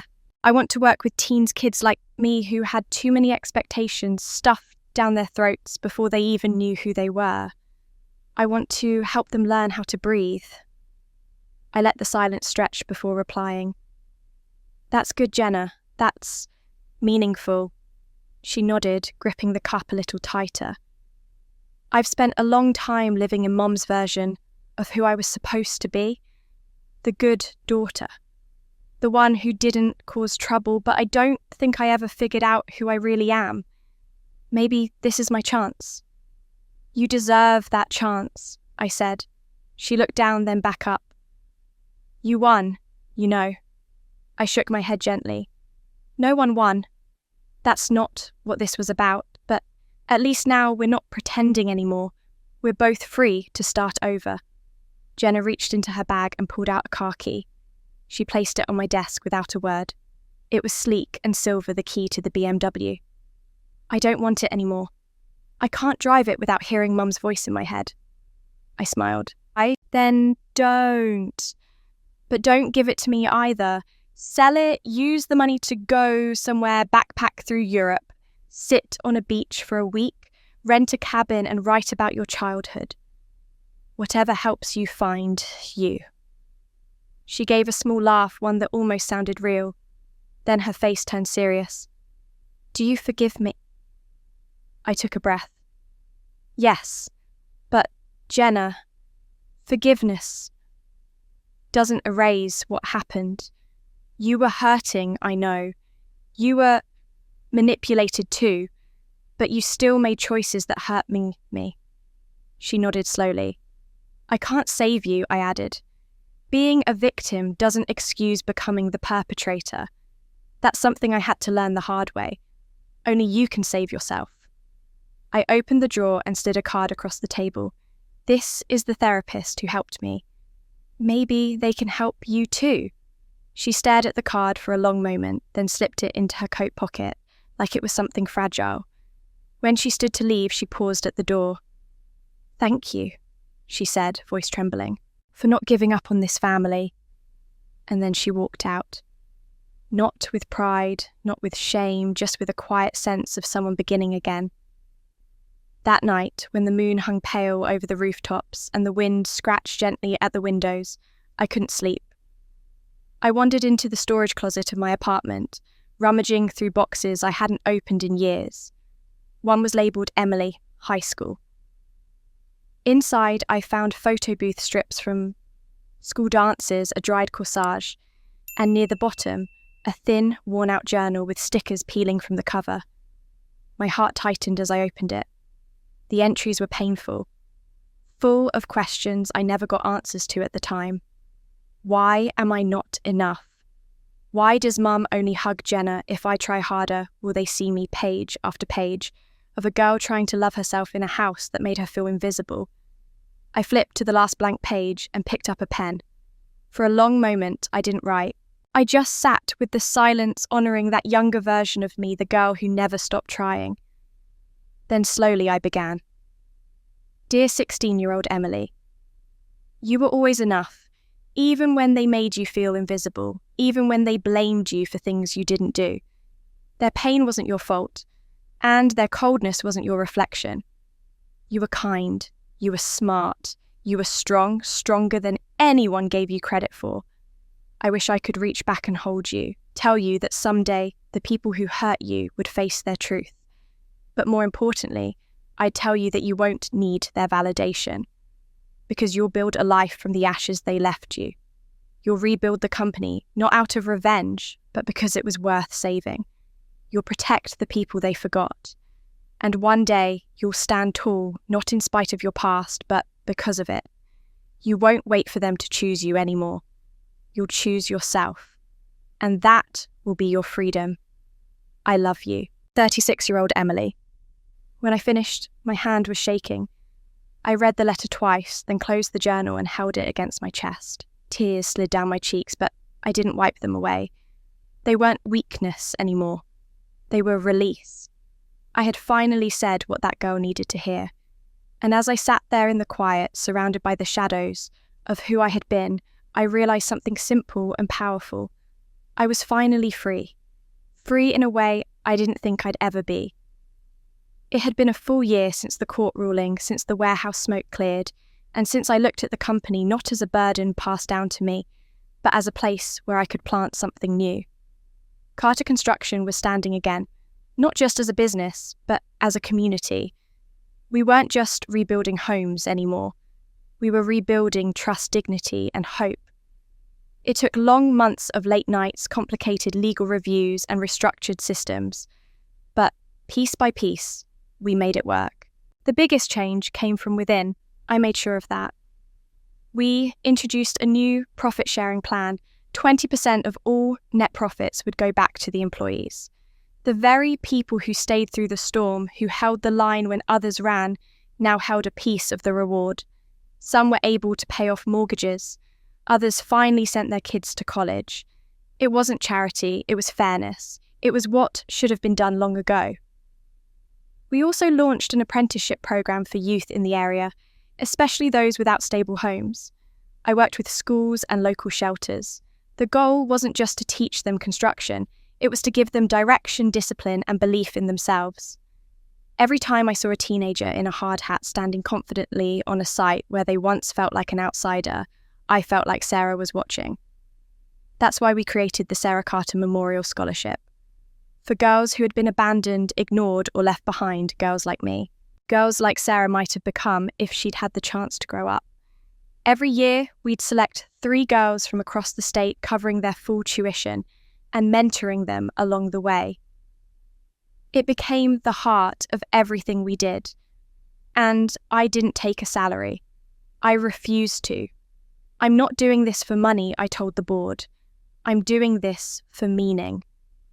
Dad, now retired, served as an honorary advisor. Every Friday morning, we'd meet at Clara's cafe downtown.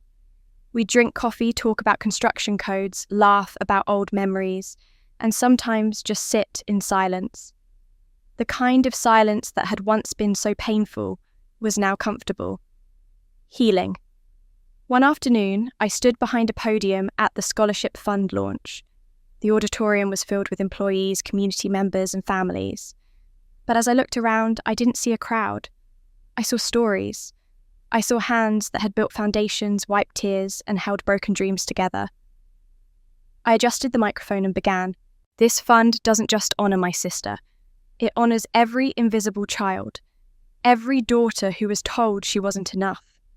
Every girl who sat alone at lunch wondering what she did wrong. I used to believe if I were good enough, my mother would finally love me.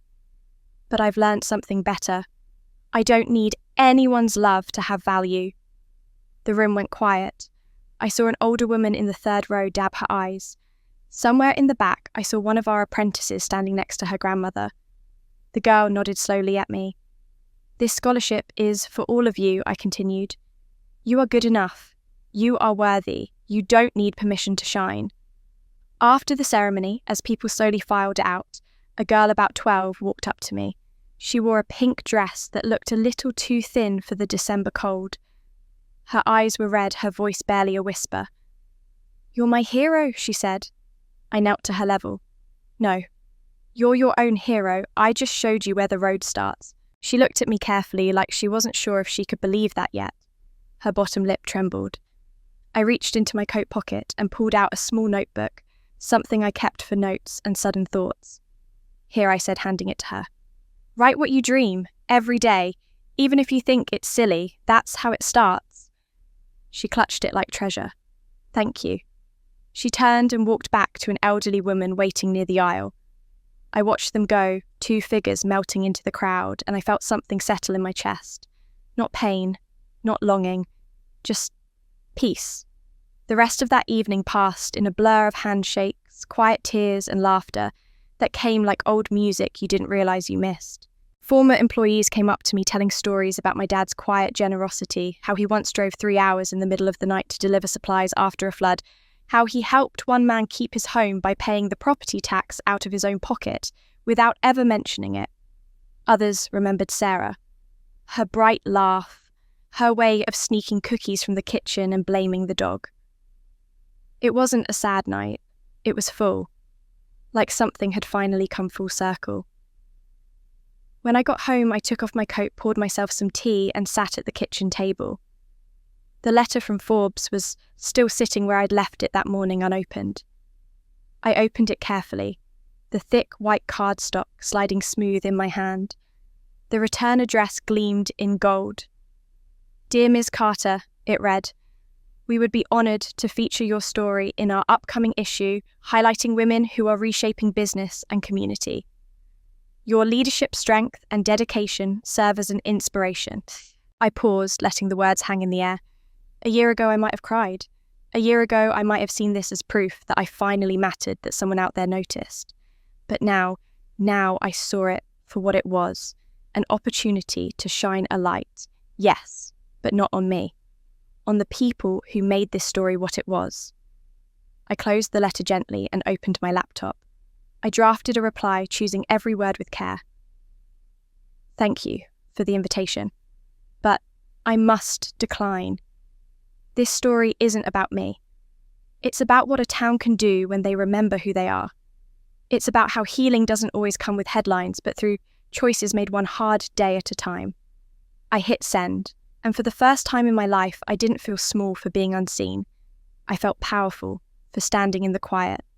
That same week, I walked through the construction site of our newest project, a community centre, that would offer free evening classes and vocational training.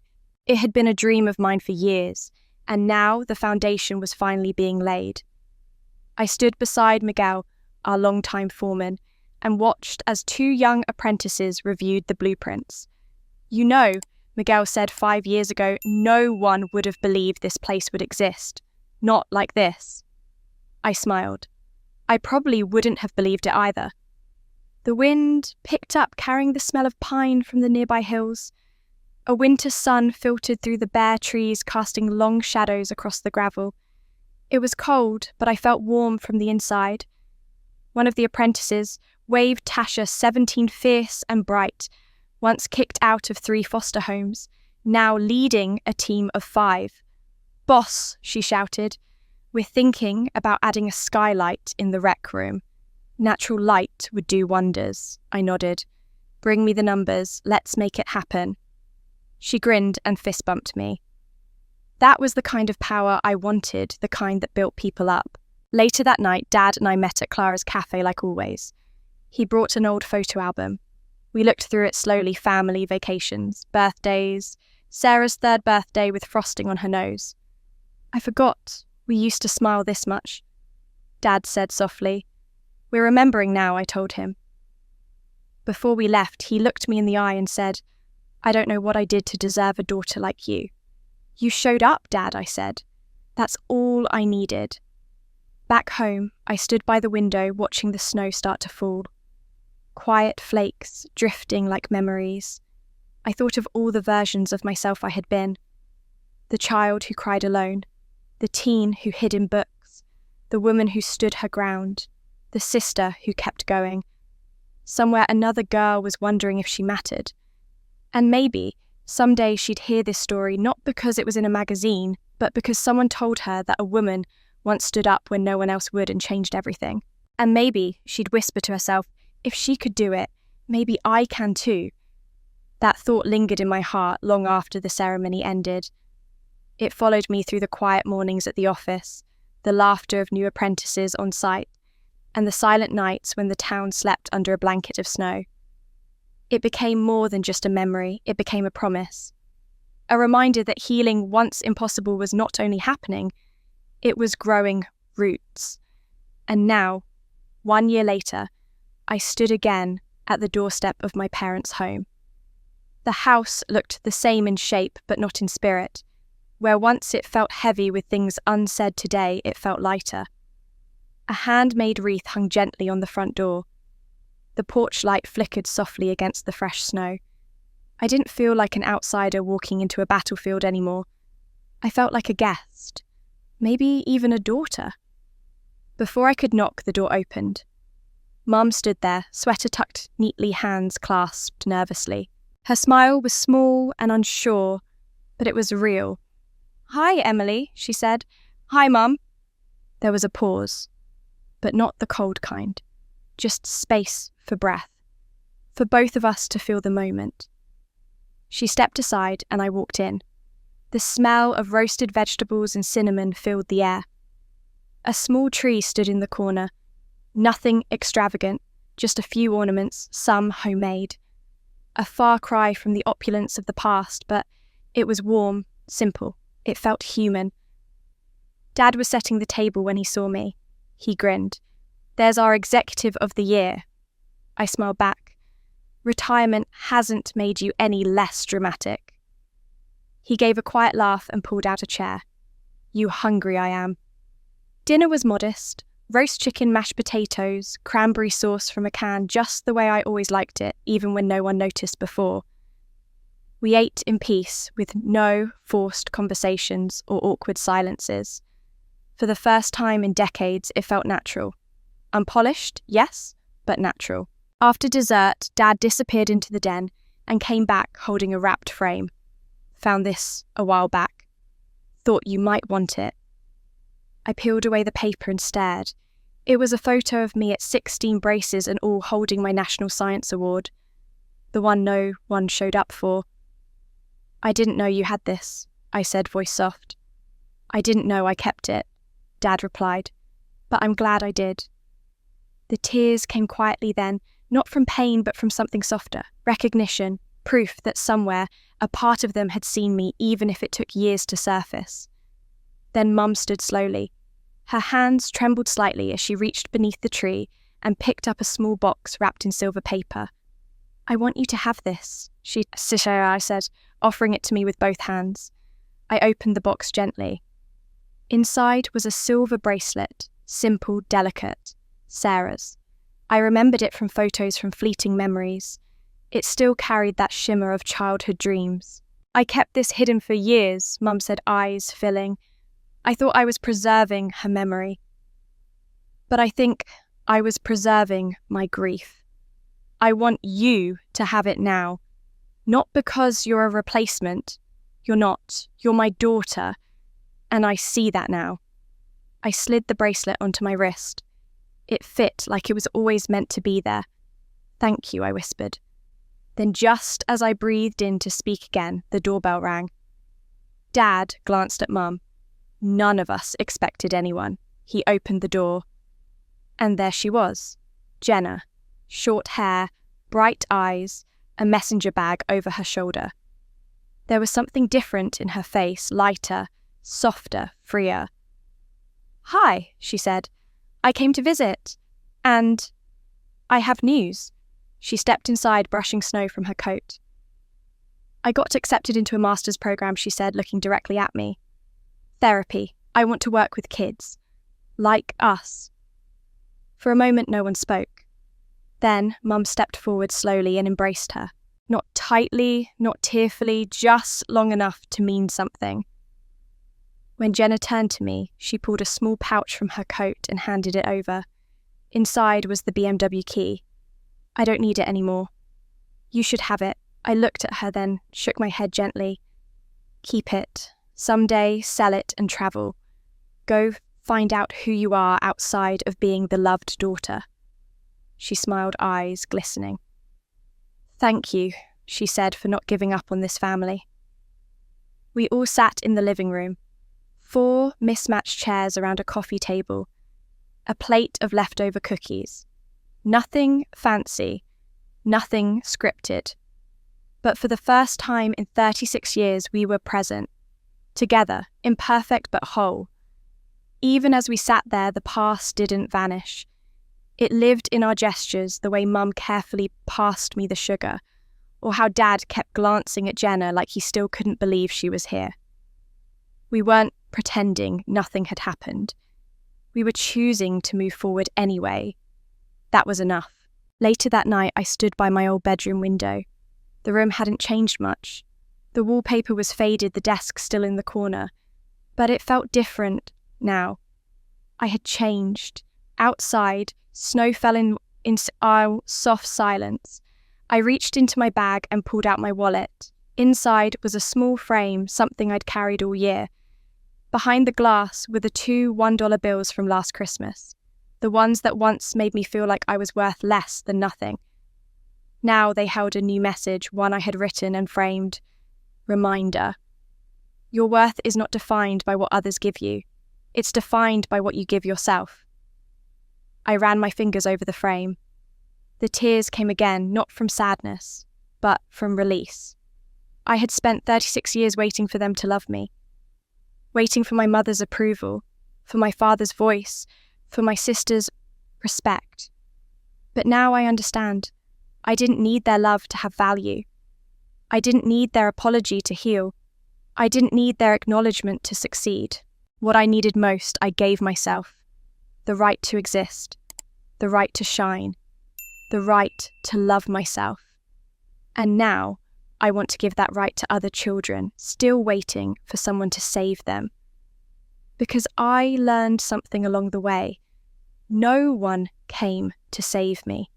I had to save myself. And that is the greatest power of all. Thank you for staying with me through the very end of Emily's story. Her journey wasn't easy. It was long, painful, and full of moments where she could have given up, but she didn't. And maybe that's why her story stays with us. Because for so many of us, it's not the big betrayals that break us. It's the small, quiet wounds we carry for years, waiting for someone to notice. Emily waited for love, for fairness, for recognition. But in the end, she gave those things to herself. That is where the healing began. This story wasn't about perfect endings. It wasn't about tying everything into a neat bow. It was about finding peace in the messy middle. About realizing that even if your family never becomes what you hoped, you can still become everything you need. Maybe that's the kind of ending we need more of, one where strength doesn't mean pretending it didn't hurt, but learning how to keep living with an open heart anyway. If any part of this story reminded you of your own life, I want you to know you're not alone. Maybe you were the one always left out. Maybe you were the one trying to earn love that should have been freely given. Maybe you've carried guilt that was never yours. Or maybe, like Emily, you've had to build your own path while carrying the weight of someone else's silence. Whatever your story is, I want to invite you to share it. What moment in Emily's journey stayed with you? Was it when she confronted her mother? When the community rallied around her? or that final Christmas dinner, simple, quiet, but real? Let me know in the comments. Your reflections matter more than you know. When you share your voice, someone else out there feels seen. And that's the beauty of stories. We don't just tell them to remember, we tell them to connect. And if this story moved you, I'd be honoured if you subscribed to the channel. That's how we grow this space, a place for heartfelt, meaningful stories that speak to our older, wiser selves. The ones that remember what it's like to raise families, lose loved ones, carry regret and still hope. We tell stories for the overcomers, the caregivers, the quiet fighters who deserve to be heard. So don't just listen. Talk to us. What did you feel? What did you recognise? Did Emily's struggle mirror someone you know, or maybe even the person you used to be? Leave a comment, like the video, and share it with someone who might need this message. Someone still waiting for a sign that it's not too late. Because sometimes the moment that changes everything isn't loud. It's not grand. It's a soft decision to keep going, to try again, to believe you're worth more than what others once gave you. Thank you for being here. Thank you for listening. Thank you for feeling. And remember, your story matters too.